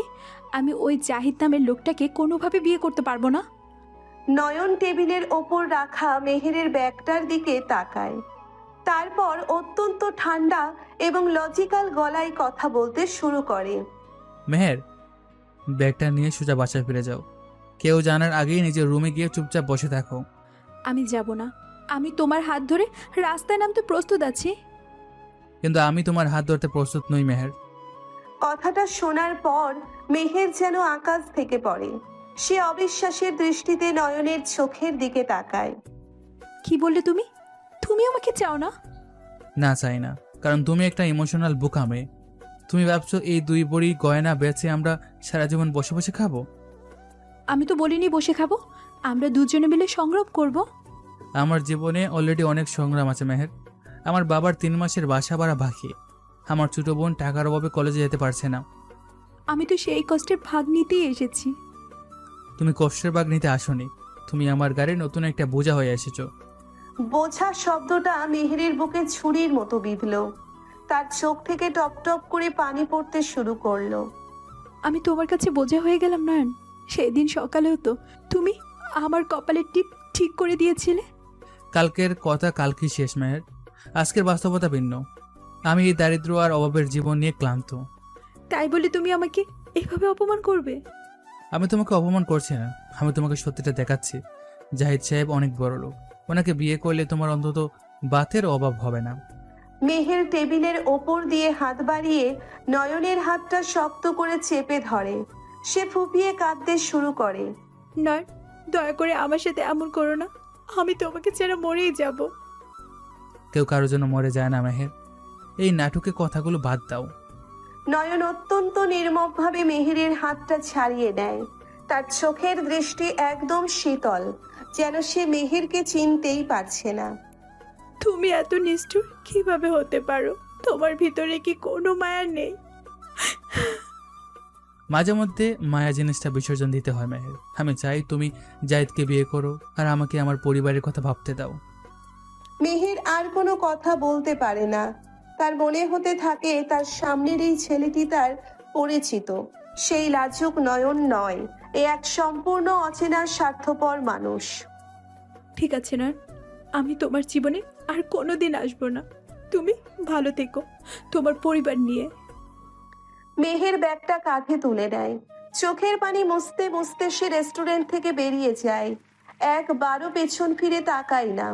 মেহের চোখের আড়াল হতেই নয়নের শক্ত হয়ে থাকা মুখমণ্ডলটা ভেঙে পড়ে। তার মনে হয় বুকের ভেতর থেকে কেউ যেন তার হৃৎপিণ্ডটা ছিঁড়ে নিয়ে গেল। সে দ্রুত পকেট থেকে টাকা বের করে টেবিলের উপর রাখে। ওয়েটার কফি নিয়ে আসার আগেই সে রেস্টুরেন্ট থেকে বেরিয়ে আসে। বাইরে তখন সন্ধ্যার নিয়ন আলো জ্বলতে শুরু করেছে। ঢাকার ব্যস্ত রাস্তা, চারদিকে গাড়ির হর্ন আর মানুষের কোলাহল। নয়ন ফুটপাত ধরে হাঁটতে থাকে। তার বুকের ভেতর জমে থাকা কষ্টগুলো যেন পাহাড়ের মতো ভারী হয়ে গেছে। সে আর নিজেকে ধরে রাখতে পারে না। মাঝ রাস্তায় ল্যাম্পপোস্টের নিচে দাঁড়িয়ে সে মুখ চেপে ডুকরে কেঁদে ওঠে। তার এই কান্না কোনো সাধারণ বেকার যুবকের কান্না নয়। এই কান্না এক নীরব বীরের, যে কোটিপতি হয়েও নিজের ভালোবাসার মানুষটিকে বাঁচাতে নিজ হাতে অন্যের হাতে তুলে দিল। কেউ দেখল না তার এই বোবা কান্না। ব্যাকগ্রাউন্ডে যেন এক অদৃশ্য করুণ বিষাদের সুর বাজতে থাকে। কান্নার মাঝেই নয়ন হঠাৎ পকেট থেকে একটা টিস্যু বের করে চোখ মোছে। তার চোখের সেই বিষণ্ণ দৃষ্টি মুহূর্তেই ধারালো শিকারীর মতো পাল্টে যায়। সে আর চোখে রাস্তার ওপারে তাকায়। একটা কালো রঙের কাঁচ তোলা প্রাডো গাড়ি খুব ধীর গতিতে তাকে ফলো করছে। নয়ন বুঝতে পারে গুপ্ত ঘাতকদের গাড়িটি মেহেরের পিছু নেয়নি। তারা নয়নের জন্যই অপেক্ষা করছিল। নয়নের ঠোঁটের কোণে একটা বাঁকা হাসি ফুটে ওঠে। তার প্রথম মিশন সাকসেসফুল। সে মেহেরকে বিপদমুক্ত করে মৃত্যুকে সম্পূর্ণ নিজের দিকে টেনে নিয়েছে। ধানমন্ডির ব্যস্ত রাস্তা পেছনে ফেলে রাত 10টার দিকে শহরের উপকণ্ঠে একটা পরিত্যক্ত ওয়্যার হাউসের ভেতর এসে ঢুকলো নয়ন। তার পেছন পেছন আসা কালো প্রাডো গাড়িটা নিঃশব্দে ওয়্যার হাউসের ভাঙা গেটের সামনে এসে থামলো। ঘুটঘুটে অন্ধকার চারদিকে। গাড়ির দরজা খোলার হালকা আওয়াজ হলো। 4 জন লোক নিঃশব্দে ভেতরে প্রবেশ করলো। তাদের লিডার বলে, কিরে ছেলে, তুই তো দেখছি নিজের পায়ে নিজেই কবরে এসে হাজির হয়েছিস। কবরটা কার জন্য খোঁড়া হয়েছে সেটা তো এখনো ডিসাইড হয়নি। বড় বড় কথা বলার সাহস কোত্থেকে পাস তোরা? তোর মতন রাস্তার বেকার ফকিরকে তো একটা গুলিতেই উড়িয়ে দেওয়া যায়। গুলি তো করবেই, তার আগে বন্দুকের সেফটি কাজটা খুলে নাও। লিডার একটু চমকে ওঠে। একটা সাধারণ যুবকের মুখে মৃত্যুর সামনে দাঁড়িয়ে এমন শান্ত কথা সে আশা করেনি। তুই জানিস আমরা কারা? খুব ভালো করে জানি, আরমান মালিক পাঠিয়েছে তোমাদের। বস তোকে জ্যান্ত তুলে নিয়ে যেতে বলেছিল, কিন্তু তুই তো দেখছি বেশি চালাক। নিজে থেকেই নির্জন জায়গায় চলে এসেছিস। চালাকি তো এখনো শুরুই করিনি ভাই। ঘাতকদের লিডার পকেট থেকে একটা রিভলভার বের করে নয়নের কপালে তাক করে। বাকি 3 জন চারপাশ থেকে নয়নকে ঘিরে ধরে। অনেক কথা বলেছিস, এবার চুপচাপ গাড়িতে গিয়ে ওঠ। আমি গাড়িতে উঠলে তোমাদের বছর খুব বড় ক্ষতি হয়ে যাবে। কি ফালতু বকছিস তুই? ফালতু বকিস না। পকেট থেকে মোবাইলটা একটু বের করতে পারি? লিডার ভ্রুকুচকে নয়নের দিকে তাকায়। সে মাথা নেড়ে সম্মতি দিলে নয়ন প্যান্টের পকেট থেকে তার সাধারণ স্মার্টফোনটা বের করে। আমার স্ক্রিনটার দিকে একটু তাকাও। এসব কিসের হিবিজিবি কোড? কি দেখাতে চাস তুই? এটা আরমান মালিকের পার্সোনাল সুইস ব্যাংক অ্যাকাউন্টের লাইভ অ্যাক্সেস। ব্যালেন্সে দেখতে পাচ্ছ? লিডার স্ক্রিনের দিকে তাকিয়ে আক্ষরিক অর্থেই পাথর হয়ে যায়। সেখানে জ্বলজ্বল করছে কয়েক মিলিয়ন ডলারের একটা অ্যামাউন্ট এবং অ্যাকাউন্টের ফুল কন্ট্রোল। তুই তুই এই অ্যাক্সেস পেলি কিভাবে? আমি ফ্যালকন। এই নামটা নিশ্চয়ই তোমাদের বস জানে। ফ্যালকন? তুই সেই হ্যাকার? হ্যাকার না ভাই, আমি ছিল তোমাদের বসের পুরো সাম্রাজ্য 1 সেকেন্ডে ধ্বংস করে দিতে পারি।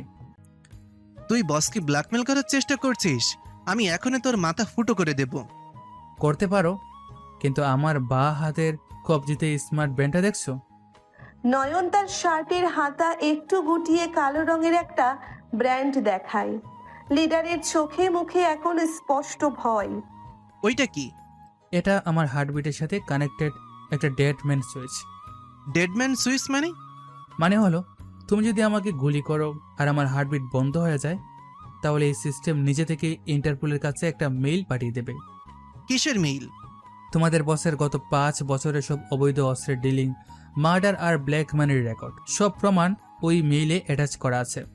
ঘাতকদের লিডারের হাত থেকে রিভলভারটা একটু নিচে নেমে আসে। সে বুঝতে পারে এই ছেলের কাছে তারা পুরোপুরি জিম্মি হয়ে গেছে। এখন তুমি ডিসাইড করো, আমাকে গুলি করবে নাকি তোমার বসকে বাঁচাবে। তুই একটা আস্ত শয়তান। শয়তানদের সাথে তো শয়তানি করতে হয় ভাই। ফোন বের করো, তোমার বসকে কল দাও।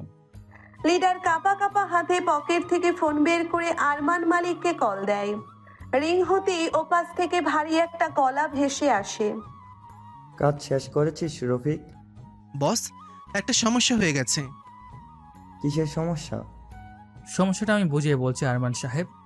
নয়ন লিডারের হাত থেকে ফোনটা নিজের হাতে নিয়ে নেয়। তার গলার স্বর এখন অত্যন্ত ঠান্ডা এবং ভারী। কে তুই? রফিকের ফোনে তুই কে কথা বলছিস? আমি ফ্যালকন, রুহুল আমিনের অবহেলিত বড় ছেলে নয়নও বলতে পারেন। কি চাস তুই? আমার লোকজনের সাথে কি করেছিস? আপনার লোকজনের কিছু করিনি, তবে আপনার সুইস ব্যাংকের অ্যাকাউন্টটা এখন আমার হাতের মুঠোয়। তুই মিথ্যা বলছিস। ওই অ্যাকাউন্ট হ্যাক করা অসম্ভব। অসম্ভব কিনা সেটা আপনার ল্যাপটপ ওপেন করলেই বুঝতে পারবেন। আর হ্যাঁ, ইন্টারপোলের ডেডম্যান সুইচের কথা তো আপনার লোক আপনাকে বলবেই। ওপাশে আরমান মালিক একদম চুপ হয়ে যায়। সে বুঝতে পারে তার সারা জীবনের সাজানো সাম্রাজ্য এখন এই সাধারণ ছেলেটার হাতের মুঠোয়। কি চাস তুই আমার কাছে? টাকা? টাকা আমার কাছে আছে। আমি চাই আপনি আজ রাতের ফ্লাইটেই চিরতরে এই দেশ ছেড়ে চলে যান। তুই আমাকে দেশ ছাড়তে বলছিস? হ্যাঁ, যদি কাল সকালে এই শহরের মাটিতে আপনার পায়ের চাপ থাকে, তবে ইন্টারপোল আপনার দরজায় করা নাড়বে। তুই আমার সাথে খেলতে পারবি না ছেলে। তুই জানিস না আমি কি করতে পারি।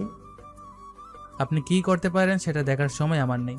আপনার হাতে মাত্র 3 ঘন্টা সময় আছে, ডিসিশন আপনার। নয়ন আর কোনো কথা না বলে কলটা কেটে দেয়।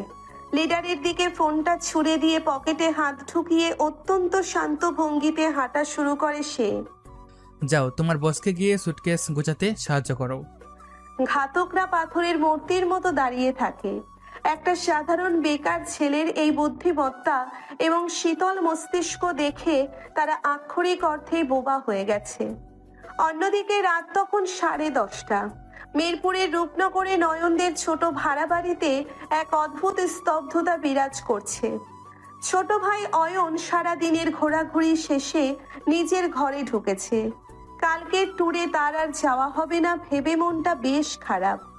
অয়ন তার টেবিলের ড্রয়ারটা টান দিতেই ভেতরে রাখা একটা মোটা খামের দিকে তার চোখ আটকে যায়। এই খামটা আবার কোথা থেকে এলো? অয়ন খামটা হাতে নিয়ে খোলে। ভেতরে রাখা 500 টাকার অসংখ্য করকরে নোট দেখে তার চোখ কপালে উঠে যায়। এত টাকা? এগুলো তো ভাইয়ের হাতের লেখা খাম। টাকার ঠিক নিচেই রাখা ছিল একটা পুরনো ঘিয়ে রঙের ঘড়ির ভাঙা বেল্ট। এটা নয়নের সেই প্রিয় হাত ঘড়ি, যেটা সে কখনো হাত ছাড়া করতো না। ভাই তার ঘড়িটা বিক্রি করে দিয়েছে আমার ক্যামেরার জন্য। অয়নের গলাটা কেঁপে ওঠে। সে খামের ভেতরে আর একটা ছোট কাগজ দেখতে পায়, একটা হাসপাতালের রসিদ। মা মা একটু এদিকে আসো তো তাড়াতাড়ি। অয়নের চিৎকার শুনে রান্নাঘর থেকে ছুটে আসেন সালমা বেগম। তার পেছন পেছন রুহুল আমিনও এসে দাঁড়ান দরজার কাছে। কি হয়েছে রে অয়ন? এত রাতে চিল্লাচ্ছিস কেন? মা এই টাকাগুলো দেখো।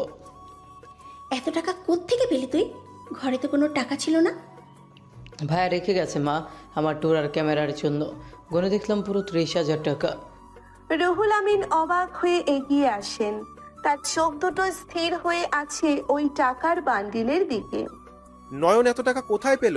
ও তো আজ সকালেও খালি পকেটে বের হয়েছে। বাবা ভাইয়া তার শখের ঘড়িটা বিক্রি করে দিয়েছে। এই দেখো ঘড়ির বেল্টটা ড্রয়ারে পড়ে আছে। সালমা বেগম ঘড়ির বেলটা হাতে নিয়ে হাউমাউ করে কেঁদে ওঠেন। ছেলেটার একমাত্র শখের জিনিস ছিল এই ঘড়িটা। আমার পাগল ছেলেটা এই কাজ কেন করতে গেল? ও নিজের সব বিসর্জন দিয়ে তোদের আবদার মেটাচ্ছে। শুধু ঘুরি না মা, এই কাগজটা দেখো। অয়ন কাপা হাতে হাসপাতালের রসিদটা রুহুল আমিনের দিকে বাড়িয়ে দেয়। এটা কিসের কাগজ রে অয়ন? বাবা, এটা রেড ক্রিসেন্ট ব্ল্যাক ব্যাংকের রসিদ। ভাই আজ বিকেলে নিজের রক্ত বিক্রি করেছে টাকার জন্য। কথাটা শোনার সাথে সাথে রুহুল আমিনের হাত থেকে কাগজটা খসে পড়ে। তার মনে হয় বুকের ভেতরটা কেউ করাত দিয়ে চিরে ফেলছে। আমার ছেলেটা রক্ত বিক্রি করেছে? ও আল্লাহ, আমি কি অপরাধ করেছিলাম যে তুমি আবার বড় ছেলেটাকে এত কষ্ট দিচ্ছ? সালমা বেগম মেঝেতে বসে ডুকরে কেঁদে ওঠেন। অয়ন তার মায়ের পাশে হাঁটু গেড়ে বসে পড়ে। আমি অনেক বড় অপরাধ করে ফেলেছি মা। আমি ভাইকে অনেক কটু কথা শুনিয়েছিলাম। তোরা তো শুধু নিজেদেরটাই বুঝলি। ওই ছেলেটা যে নিজের সব স্বপ্ন গলা টিপে মেরে ফেলেছে, সেটা কেউ দেখলি না? মা, আমি কালকে এই টাকাগুলো ফেরত দিয়ে আসবো। আমার কোনো ট্যুরে যাওয়া লাগবে না, আমার ক্যামেরা লাগবে না। আমি কেমন বাবা রে, নিজের ছেলে রক্ত বিক্রি করা টাকা দিয়ে সংসার চালাতে হচ্ছে আমাকে? রুহুল আমিন দেওয়াল ধরে দাঁড়িয়ে অঝরে কাঁদতে থাকেন। বড় ছেলে হওয়া যে কতটা কষ্টের আর কত আত্মত্যাগের তা আজ এই পরিবারটা হাড়ে হাড়ে টের পাচ্ছে। ভাইয়া এখনো বাসায় ফিরছে না কেন মা? রাত তো অনেক হলো। তুই ওকে ফোন কর অয়ন, ওকে তাড়াতাড়ি বাসায় আসতে বল। আমি ওর জন্য ভাত নিয়ে বসে আছি। অয়ন দ্রুত ফোন বের করে নয়নের নাম্বারে ডায়াল করে, কিন্তু ফোনটা বন্ধ পাওয়া যায়। পুরো ঘরটাই এক বোবা কান্নার শব্দ প্রতিধ্বনিত হতে থাকে। অভাবের তাড়নায় আর পরিবারের মুখে হাসি ফোটানোর জন্য একটা ছেলে কিভাবে নিজের অস্তিত্বকে বিলীন করে দিচ্ছে তা দেখে স্তব্ধ হয়ে যায় সবাই। ওয়্যার হাউস থেকে সেই রাতে অনেক দেরিতে মিরপুরের বাসায় ফিরেছিল নয়ন। বাসায় পা রাখতেই মায়ের কান্না, ছোট ভাইয়ের তীব্র অনুশোচনা আর বাবার গুমোট নীরবতা তাকে থমকে দিয়েছিল। ভাইয়া, তুই নিজের শরীরে রক্ত বিক্রি করে আমাকে টাকা দিয়েছিস কেন? আমি কতটা জঘন্য ভাই যে আমার শখের জন্য তোকে নিজের রক্ত বেচতে হলো, তোর শখের ঘড়িটা বেচতে হলো। আরে বোকা, তুই তো দেখছি একেবারে বাচ্চাদের মতো কান্না শুরু করেছিস। আমি রক্ত বিক্রি করিনি রে পাগল। হসপিটালে এক পরিচিত রোগীর খুব এমার্জেন্সি ছিল, তাই ব্লেড দিয়েছি আর গড়ি বিক্রির টাকাটা ঋতুর কলেজের ফিতে দিয়েছি। নয়ন খুব সাবলীল ভাবে একটা মিথ্যা বলে সেদিন পরিস্থিতি সামলে নিয়েছিল। এর পরের 3টি দিন সে পরিবারের সাথে খুব স্বাভাবিক সময় কাটিয়েছে। সে অয়নকে খুঁজিয়েছে, বাবাকে ভরসা দিয়েছে যে খুব শিগগিরই তাদের সব অভাব দূর হতে যাচ্ছে এবং তাদের দিন বদলাতে শুরু করবে। এভাবেই দেখতে দেখতে 3 দিন কেটে যায়। অন্যদিকে এই 3 দিন মেহেরের কেটেছে এক ঘোর অমানিসার মধ্যে। সে খাওয়া দাওয়া প্রায় ছেড়েই দিয়েছিল, কিন্তু তার বাবার জেদের কাছে সে ছিল একদম অসহায়। আজ শুক্রবার সন্ধ্যা 7টা, ঢাকার এয়ারপোর্ট রোডে র্যাডিসন ব্লু হোটেলের বিশাল ব্যাংকোয়েট হল। পুরো হল রুম ঝলমল করছে দামি ঝাড়বাতির আলোয়। চারপাশে অভিজাত অতিথিদের আনাগোনা আর হালকা ক্লাসিক্যাল মিউজিকের শব্দ ভেসে আসছে। মেহেরের বাবা আকবর সাহেব অত্যন্ত গর্বিত ভঙ্গিতে মেইন গেটে দাঁড়িয়ে অতিথিদের অভ্যর্থনা জানাচ্ছেন, মুখে তার বিজয়ের হাসি। আরে চৌধুরী সাহেব যে, আসুন আসুন। আমি তো ভাবলাম রাস্তার এই জ্যাম ঠেলে আপনি হয়তো আসতেই পারবেন না। কি যে বলেন আকবর ভাই, আপনার একমাত্র মেয়ের এত বড় একটা অনুষ্ঠান আর আমি না এসে থাকতে পারি? তা শুনলাম মেয়ের তো খুব ভালো জায়গায় বিয়ে দিচ্ছেন। সবাই আল্লাহর অশেষ রহমত ভাই। ছেলে সিলিকন ভ্যালির অনেক বড় আইটি কোম্পানির কান্ট্রি ডিরেক্টর। টাকা পয়সা, স্ট্যাটাস, বংশ, কোনো দিক দিয়ে আমার মেয়ের কোনো অভাব থাকবে না। মাশাআল্লাহ। তার ছেলের নাম যেন কি বললেন? আজকাল তো এমন প্রতিষ্ঠিত আর ভদ্র ছেলে পাওয়াই মুশকিল। ছেলের নাম জাহিদ হাসান, খুব ভদ্র আর কর্পোরেট কালচারের ছেলে। আপনি ভিতরে গিয়ে সামনের সারিতে বসুন, আমি বাকি মেহমানদের রিসিভ করে আসতেছি। আকবর সাহেবের চোখে মুখে এক অদ্ভুত আত্মতৃপ্তি। তিনি একজন প্রতিষ্ঠিত আর কোটিপতি ছেলের হাতে মেয়েকে তুলে দিচ্ছেন বলে তার অহংকারের শেষ নেই। এদিকে হোটেলের ভেতরের বিলাসবহুল গ্রিন রুমে মেহেরকে সাজানো হচ্ছে। পরনে গাঢ় লাল রঙের ভারী বেনারসি শাড়ি, সারা গা ভর্তি সোনার গয়না, কিন্তু এত সাজগোজের মাঝেও মেহেরের চোখে মুখে কোনো প্রাণ নেই। সে আয়নার দিকে তাকিয়ে আছে একটা জীবন্ত লাশের মতো, যেন নিজের ফাঁসির অপেক্ষায় বসে আছে। মাশাআল্লাহ, আমার মেহের মাটাকে আজ একদম বেহেশতের পরীর মতো লাগছে। কারো নজর যেন না লাগে আমার মাটার ওপর। মেহের কোনো উত্তর দেয় না, সে শুধু চোখের পলক না ফেলে শূন্য দৃষ্টিতে আয়নার দিকে তাকিয়ে থাকে। কি রে মা, একদম চুপচাপ হয়ে আছিস কেন? আমি জানি হুট করে বিয়েটা হচ্ছে বলে তোর একটু নার্ভাস লাগছে, কিন্তু দেখবি জাহিদের মতো এমন হীরের টুকরো ছেলে পেয়ে তুই কত সুখে থাকিস। ফুপি, তুমি কি দয়া করে আমাকে একটু একা থাকতে দেবে? আমার এই ভারী গহনা আর তোমাদের এসব সান্ত্বনার কথাগুলো এখন আমার সহ্য হচ্ছে না। একা কেন থাকবে এখন মা? একটু পরেই তো তোকে স্টেজে নিয়ে যাব আমরা। আর আজকের দিনে মেয়েদের একটু নার্ভাস লাগে, এটা কোনো ব্যাপার না। আমি নার্ভাস নই ফুপি, আমি ভিতরে ভিতরে মরে যাচ্ছি। দয়া করে আমাকে শুধু 10টা মিনিট একা ছেড়ে দাও। আমি তোমাদের সবার কাছ থেকে হাত জোর করে রিকোয়েস্ট করছি। মেহেরের গলার স্বর এতটাই করুণ ছিল যে ফুপি আর কিছু বলতে পারলেন না। তিনি একটা দীর্ঘশ্বাস ফেলে রুম থেকে বেরিয়ে গেলেন। গ্রিন রুমের দরজা বন্ধ হতেই মেহেরের চোখ থেকে টপ টপ করে পানি গড়িয়ে পড়তে শুরু করে। তুমি সত্যি আসলে না নয়ন, সত্যি আমাকে ওই অচেনা মানুষগুলোর মাঝে এভাবে পর করে দিলা। তুমি না বলেছিলে আমার হাতটা কখনো ছাড়বে না? মেহের নিজের আয়নার প্রতিবিম্বের দিকে তাকিয়ে ডুকরে কেঁদে ওঠে। তার বুকের ভেতরটা কেউ যেন পাথর দিয়ে থেতলে দিচ্ছে। ঠিক তখনই গ্রিন রুমের দরজা খুলে ভেতরে প্রবেশ করেন মেহেরের বাবা আকবর সাহেব। তার মুখে চরম বিরক্তি। মেহের, তুমি কি এখনো এখানে বসে আছো? ছেলেপক্ষ তো স্টেজে উঠে গিয়েছে, আর তুমি এখানে একা একা বসে কি নাটক শুরু করেছো? আব্বু, তুমি কি জোর করে নিজের একমাত্র মেয়ের জীবনটা শেষ করে দিয়ে খুব শান্তি পাচ্ছ?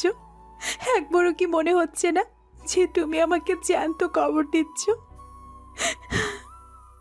এসব কি ধরনের ফালতু কথা মেহের? আমি তোমার বাবা, আমি একজন বাবার দায়িত্ব পালন করছি। তোমার ভবিষ্যৎ যাতে নিরাপদ হয় আমি সেই ব্যবস্থা করেছি। যে দায়িত্বের মধ্যে তোমার মেয়ে খুশি নেই, শান্তি নেই, সেটা কি আদৌ কোনো দায়িত্ব আব্বু? নাকি এটা শুধু তোমার নিজের স্ট্যাটাস আর জেদ বজায় রাখার একটা বাহানা? তুমি এখনো ওই মিরপুরে ভিখারি ছেলেটার কথা ভাবছো? ওর কি যোগ্যতা আছে তোমাকে লালন পালন করার? তুমি কি ওই বস্তিতে গিয়ে সারা জীবন অভাবের মধ্যে পচে মরা স্বপ্ন দেখছো? যোগ্যতা শুধু টাকার অঙ্কে মাপা যায় না আব্বু। আমি তো হাসি মুখে ওর সাথে ডাল ভাত খেয়েও সারা জীবন কাটিয়ে দিতে রাজি ছিলাম। অন্তত রাতে শান্তিতে ঘুমাতে তো পারতাম। কিন্তু আমি রাজি ছিলাম না মেহের। আজ যদি আমি ওই ছেলের হাতে তোমাকে তুলে দিতাম, কাল তুমি ঠিকই শাড়ি গয়না আর ভাতের জন্য কাটতে। টাকা ছাড়া এই দুনিয়ায় কোনো ভালোবাসা টিকে থাকে না। আজ তুমি আমাকে যে টাকার পাহাড়ে বসিয়ে দিচ্ছ আব্বু, মনে রেখো এই টাকা একদিন আমাকে শান্তি তো দূরের কথা, ঠিকমতো শ্বাস নিতেও দেবে না। আমার কোনো লেকচার শোনার সময় নেই মেহের। চোখের পানি মোছো, আর কোনো সিনক্রেট করো না। চুপ করে আমার সাথে স্টেজে চলো। আকবর সাহেব গটগট করে রুম থেকে বেরিয়ে যান।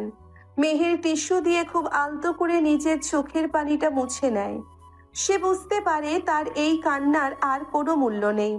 তার ভাগ্য আজ অন্য কারো নাম একটা এগ্রিমেন্ট পেপারের মতো সই হয়ে যাচ্ছে। হলরুমের মাঝখানে চমৎকার ফুলে সাজানো বিশাল স্টেজ। সেখানে জাহিদ তার পরিবারের সদস্যদের নিয়ে বসে আছে। জাহিদের পরনে কালো রঙের খুব দামি একটা ইতালিয়ান স্যুট। তার চেহারায় কর্পোরেট আভিজাত্য আর আত্মবিশ্বাস খুব স্পষ্ট। একটু পরে মেহেরকে নিয়ে স্টেজে আসেন তার ফুপি এবং অন্যান্য আত্মীয়রা। চারদিকে ক্যামেরার ফ্ল্যাশ জ্বলতে শুরু করে। মেহের ধীর পায়ে স্টেজে ওঠে, কিন্তু তার চোখ বারবার হলরুমের বিশাল মেইন গেটের দিকে চলে যাচ্ছে। তার অবচেতন মন এখনো বলছে, নয়ন হয়তো ঠিকই আসবে। কোনো এক জাদু বলে সে হয়তো মেহেরকে এই বন্দি দশা থেকে মুক্ত করে দূরে কোথাও নিয়ে যাবে। মেহেরকে জাহিদের ঠিক পাশের দামি সোফাটায় বসানো হয়। জাহিদ মুচকি হেসে খুব সাবলীল ভঙ্গিতে মেহেরের দিকে তাকায়। কেমন আছেন মেহের? যদিও জানি আজকের এই পরিবেশটা আপনার জন্য একটু অড লাগছে। জি ভালো আছি। আপনাকে খুব ক্লান্ত আর আপসেট দেখাচ্ছে। শরীর কি খারাপ, নাকি এত মানুষের ভিড় আর আয়োজনে আপনার দম বন্ধ লাগছে? আমাকে কি দেখে আপনার মনে হচ্ছে যে আমি এই পুরো আয়োজনে নিজের ইচ্ছায় এসেছি? আমি জানি এই বিয়েটা আপনার পরিবারের দিক থেকে খুব তাড়াহুড়া করে হচ্ছে। আপনি হয়তো মেন্টালি প্রস্তুত হওয়ার কোনো সময় পাননি। মানসিকভাবে প্রস্তুত হওয়ার সুযোগ কি আদৌ আমাকে দেওয়া হয়েছে জাহিদ সাহেব? আমাকে তো একটা প্রোডাক্টের মতো আপনার সামনে সাজিয়ে বসিয়ে রেখে দেওয়া হয়েছে। মেহেরের এই কাঠখোট্টা আর সরাসরি উত্তরে জাহিদ একটু অপ্রস্তুত হয়ে যায়, কিন্তু সে খুব দ্রুত নিজেকে সামলে নেয়। দেখুন মেহের, আমি আপনাকে যথেষ্ট স্পেস দেব। আমাদের তো এখনো একে অপরকে জানার এবং কথা বলার অনেক সময় পড়ে আছে। আমার আসলে আপনাকে জানার বা বলার মতো আর কিছু অবশিষ্ট নেই জাহিদ সাহেব। যা হচ্ছে সব আমার বাবার ইচ্ছে হচ্ছে। মেহের আবারও গেটের দিকে তাকায়, কিন্তু সেখানে শুধু নতুন আসা অতিথিদের ভিড়। পরিচিত সেই মুখটা কোথাও নেই। বাস্তবতায় আসলে কোনো জাদু নেই। বেকার ছেলেদের ভালোবাসার গল্পগুলো এভাবেই 5 স্টার হোটেলের জাঁকজমক আর টাকার কাছে হেরে যায়। হঠাৎ করে স্টেজে উঠে আসেন আকবর সাহেব। তার মুখে বিশাল হাসি, হাতে একটা সুন্দর লাল রঙের ভেলভেটের বক্স। জাহিদ বাবা, মেহমানরা তো অনেকে চলে এসেছেন। এবার কি আমরা আংটি পরানো পর্বটা শেষ করে ফেলবো? জি আঙ্কেল, অবশ্যই। আপনারা সবাই আসুন। আমার মা আর বোনও আছে, পাশে দাঁড়িয়ে আছে। পুরো হলরুমে হঠাৎ করে পিনপতন নীরবতা নেমে আসে। সবার চোখ এখন স্টেজের দিকে। ক্যামেরাম্যানরা পজিশন নিয়ে নেয়। জাহিদ খুব যত্ন করে ভেলভেটের বক্সটা খোলে। ভেতরে রাখা বিশাল বড় একটা হীরার আংটি ঝলমল করে ওঠে। সে আংটিটা হাতে নিয়ে খুব ধীর ভঙ্গিতে মেহেরের দিকে তাকায়। মেহেরের হার্টবিট যেন বন্ধ হয়ে যাওয়ার উপক্রম। মেহের চোখ বন্ধ করে ফেলে। তার চোখের কোণে জমে থাকা এক ফোঁটা পানি গাল বেয়ে নিচে নেমে আসে। জাহিদ আংটিটা মেহেরের আঙ্গুলে পরানোর জন্য নিজের হাতটা মেহেরের দিকে এগিয়ে দেয়। পুরো হলরুম যেন শ্বাস আটকে সেই চরম মুহূর্তের দিকে তাকিয়ে আছে।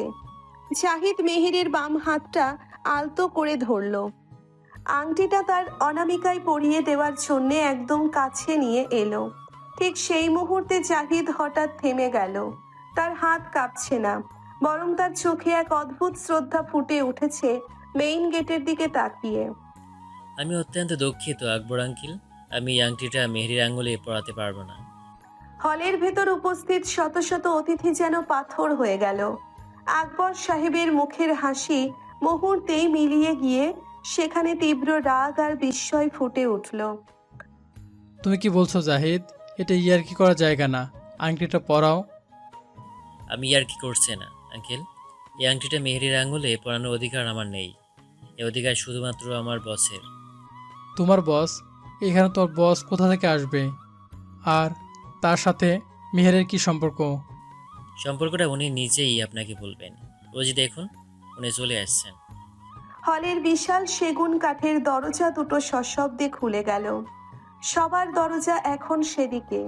মেহের তখনও চোখ বুজে কাঁদছিল। জাহিদের কথা শুনে সে ধীর পায়ে চোখ মেলে তাকালো। গেট দিয়ে ভেতরে প্রবেশ করলো এক যুবক, কিন্তু এ কোন নয়ন। তার পরনে ডার্ক নেভি ব্লু কালারের একটি ইতালিয়ান কাস্টম মেড স্যুট, সাদা ধবধবে শার্ট আর সিল্কের টাই। তার হাঁটার মধ্যে এক রাজকীয় আভিজাত্য, চোখে এক অদ্ভুত শীতলতা আর আত্মবিশ্বাস। তার দুপাশে দুজন দীর্ঘদেহী প্রফেশনাল বডিগার্ড নিঃশব্দে হেঁটে আসছে। নয়ন, তুমি তুমি এখানে এই পোশাকে? নয়ন কোনো উত্তর দিল না। সে সরাসরি স্টেজের দিকে হেঁটে আসছে। হলের প্রতিটি অতিথি অবাক হয়ে দেখছে এই রহস্যময় যুবককে। নয়ন স্টেজে উঠে জাহিদের সামনে দাঁড়ালো। Good morning sir. Good evening Zahid, তুমি তোমার কাজ খুব ভালোভাবে করেছো। এবার আংটিটা আমাকে দাও। জাহিদ অত্যন্ত বিনীতভাবে আংটির বক্সটা নয়নের হাতে দিয়ে স্টেজ থেকে কয়েক পা পিছিয়ে দাঁড়ালো। আকবর সাহেব তখনও রাগে কাঁপছেন। নয়ন, তোমার তো সাহস কম না। তুমি এখানে এই ছদ্মবেশে এসেছো আমায় অপমান করতে? তুমি একটা বেকার, ভবে ঘুরে ছাড়া আর কি? আঙ্কেল, চিৎকার করবেন না। আপনার স্ট্যাটাসের সাথে এই চিৎকারটা মানায় না। চলুন ভিআইপি লাউঞ্জে গিয়ে কথা বলি। আমি তোমার সাথে কোনো কথা বলবো না। সিকিউরিটি, এই ছেলেকে বাইরে বের করে দাও। আঙ্কেল, দয়া করে শান্ত হন। আপনি যে কি বের করে দিতে বলছেন? এই পুরো হোটেলটা আজ রাতের জন্য উনিই বুক করেছেন। এমনকি আমি যে কোম্পানিতে চাকরি করি উনি সেটারও মালিক। আকবর সাহেব যেন বজ্রাহত হলেন। তার চারপাশের পৃথিবীটা দুলতে শুরু করলো। নয়ন খুব শান্ত ভঙ্গিতে আকবর সাহেবের হাত ধরলো। আসুন আঙ্কেল, সবার সামনে কথা না বলাই ভালো। মেহের, তুমি এখানে একটু বসো, আমি আসছি। নয়ন আর আকবর সাহেব লাউঞ্জের ভেতর ঢুকলেন।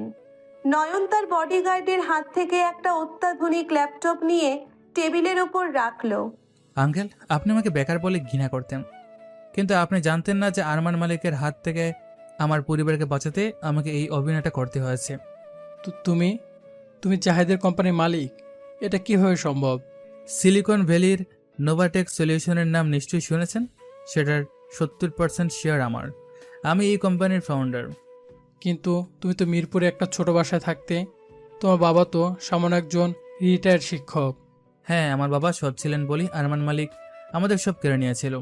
আমি গত 5 বছর ধরে ডার্ক ওয়েবে কাজ করে নিজের সাম্রাজ্য বানিয়েছি, আর অলরেডি আরমান মালিককে আমি দেশছাড়া করেছি। এখন আমার পরিবার নিরাপদ। আকবর সাহেব চেয়ারে ধপ করে বসে পড়লেন। নয়ন ল্যাপটপের স্ক্রিনটা তার দিকে ঘুরিয়ে দিল। আরেকটা কথা আঙ্কেল, আপনার কোম্পানি গত 6 মাস ধরে যে লসে ছিল সেটা কি আপনি জানতেন না? আপনার ব্যাংকের লোন শোধ করার জন্য আমি বেনামি আপনার অ্যাকাউন্টে টাকা পাঠিয়েছি। তো তুমি আমাকে দেউলিয়া হওয়ার হাত থেকে বাঁচিয়েছো? আমি আপনাকে নয় আঙ্কেল, আমি মেহেরের বাবাকে বাঁচিয়েছি। আমি জানতাম আপনি মেহেরকে ভালোবাসেন, কিন্তু টাকার মোহ আপনাকে অন্ধ করে দিয়েছিল। আকবর সাহেবের চোখ দিয়ে দুফোঁটা পানি ঘুরিয়ে পড়ল। তিনি যে ছেলেকে এতদিন তুচ্ছ তাচ্ছিল্য করেছেন, সেই ছেলেই আজ তার সম্মান রক্ষা করেছে। আমাকে ক্ষমা করে দাও বাবা, আমি সত্যি চিনতে পারিনি তোমাকে। ক্ষমা চাওয়ার কিছু নেই আঙ্কেল, আমি মেহেরের ভালো চেয়েছিলাম। এখন চলুন, মেহের অপেক্ষা করছে। লাউঞ্জ থেকে বেরিয়ে নয়ন যখন আবার স্টেজে এলো, মেহের তখনও সোফায় বসে ফুপিয়ে কাঁদছে। নয়ন তার সামনে গিয়ে হাঁটু গেড়ে বসলো। তুমি আমাকে কেন এত কষ্ট দিলে নয়ন? তুমি তো বলতে পারতা যে তুমি এত বড় লোক। বললে কি তুমি বিশ্বাস করতাম মেহের? তাছাড়া তোমাকে আর আমার পরিবারকে বিপদে ফেলতে চাইনি আমি। আমি তোমার টাকা চাই না নয়ন, আমি সেই বেকার নয়নকেই চেয়েছিলাম। আমি জানি মেহের, এই টাকা পয়সা, স্ট্যাটাস এসব তো বাইরের আবরণ। তোমার জন্য আমার মনের ভিতরে সেই বেকার নয়নটা এখনো একই আছে। নয়ন তার পকেটে হাত দিল। জাহিদের দেওয়া সেই হীরা খচিত বক্সটা পাশে সরিয়ে রেখে সে একটা ছোট পুরনো প্লাস্টিকের প্যাকেট বের করলো। মেহের, মনে আছে টিএসসিতে চা খাওয়ার সময় আমি তোমাকে এই আংটিটা দিতে চেয়েছিলাম, কিন্তু সেদিন সাহস হয়নি। প্যাকেট থেকে বেরিয়ে এলো মাত্র 200 টাকা দামের একটি সাধারণ রূপালী রঙের আংটি, যার উপর ছোট একটা কাঁচের পাথর বসানো। আজ এই 20 টাকার হীরা নয়, আমি তোমাকে এই সাধারণ আংটিটা পরাতে চাই। তুমি কি সারা জীবন এই সাধারণ নয়নের সাথে থাকবে? মেহেরের কান্নায় ভেজা মুখে এক চিলতে হাসি ফুটে উঠল। সে তার বাম হাতটা নয়নের দিকে বাড়িয়ে দিল। আমি সারা জীবন এই আংটিটা পরে থাকবো না, এটি আমার কাছে পৃথিবীর সবচেয়ে বেশি দামি সম্পদ। নয়ন মেহেরের আঙ্গুলে সেই সস্তা আংটিটা পরিয়ে দিল। পুরো হলরুম তখন করতালিতে মুখরিত হয়ে উঠল। নয়ন উঠে দাঁড়িয়ে মেহেরের কপালে আলতো করে একটা চুমু খেলো। মেহেরের ফুপি আর অন্য আত্মীয়রা তখন বিস্ময় আর আনন্দে মেহেরকে ঘিরে ধরল। আকবর সাহেব স্টেজের এক কোণে দাঁড়িয়ে হাসি মুখে নিজের মেয়ের এই সুখ দেখছেন। ঘণ্টাখানেক পর সব আনুষ্ঠানিকতা শেষ হলো। নয়ন তার স্যুট খুলে আবার তার সেই পুরনো সাদা শার্টটা গায়ে দিল। মেহের অবাক হয়ে তাকে দেখছে। আবার এই শার্ট কেন পরছো? মেহের, আজ রাতটা আমি আমার পরিবারের সাথে কাটাতে চাই। আমি চাই না তারা হুট করে আমার এই বদলে যাওয়া রূপ দেখে ঘাবড়ে যাক। আমিও তোমার সাথে যাব। আজ না মেহের, কাল আমি নিজে এসে তোমাকে নিয়ে যাব। আজ তুমি তোমার বাবার কাছে থাকো। হোটেল থেকে বের হয়ে নয়ন একটা সাধারণ রিক্সা নিল। তার কোটি টাকার গাড়িগুলো তখনও হোটেলের পার্কিংয়ে বডিগার্ডদের সাথে দাঁড়িয়ে আছে। রাত 11টা। মিরপুরের সেই জীর্ণ ভাড়া বাড়ির সামনে এসে নামলো নয়ন। ঘরের ভেতরে তখনও বাতি জ্বলছে। নয়ন দরজা খুলে ভেতরে ঢুকতেই দেখলো তার বাবা মা আর ছোট ভাই অয়ন বিষণ্ণ মুখে ড্রয়িং রুমে বসে আছে। নয়নের মা সালমা বেগম তাকে দেখেই ছুটে এলেন। নয়ন, কোথায় ছিলি তুই এতক্ষণ? অয়ন তোকে কত ফোন করলো, ফোন বন্ধ কেন? মা, একটু কাজে ছিলাম। এই নাও, মিষ্টি নিয়ে এসেছি। মিষ্টি কিসের রে বাবা? আজ তো মেহেরের এনগেজমেন্ট ছিল, তুই কি সেখানে গিয়েছিলি? হ্যাঁ বাবা, গিয়েছিলাম। আর মেহেরের বিয়েটাও ভেঙে গেছে।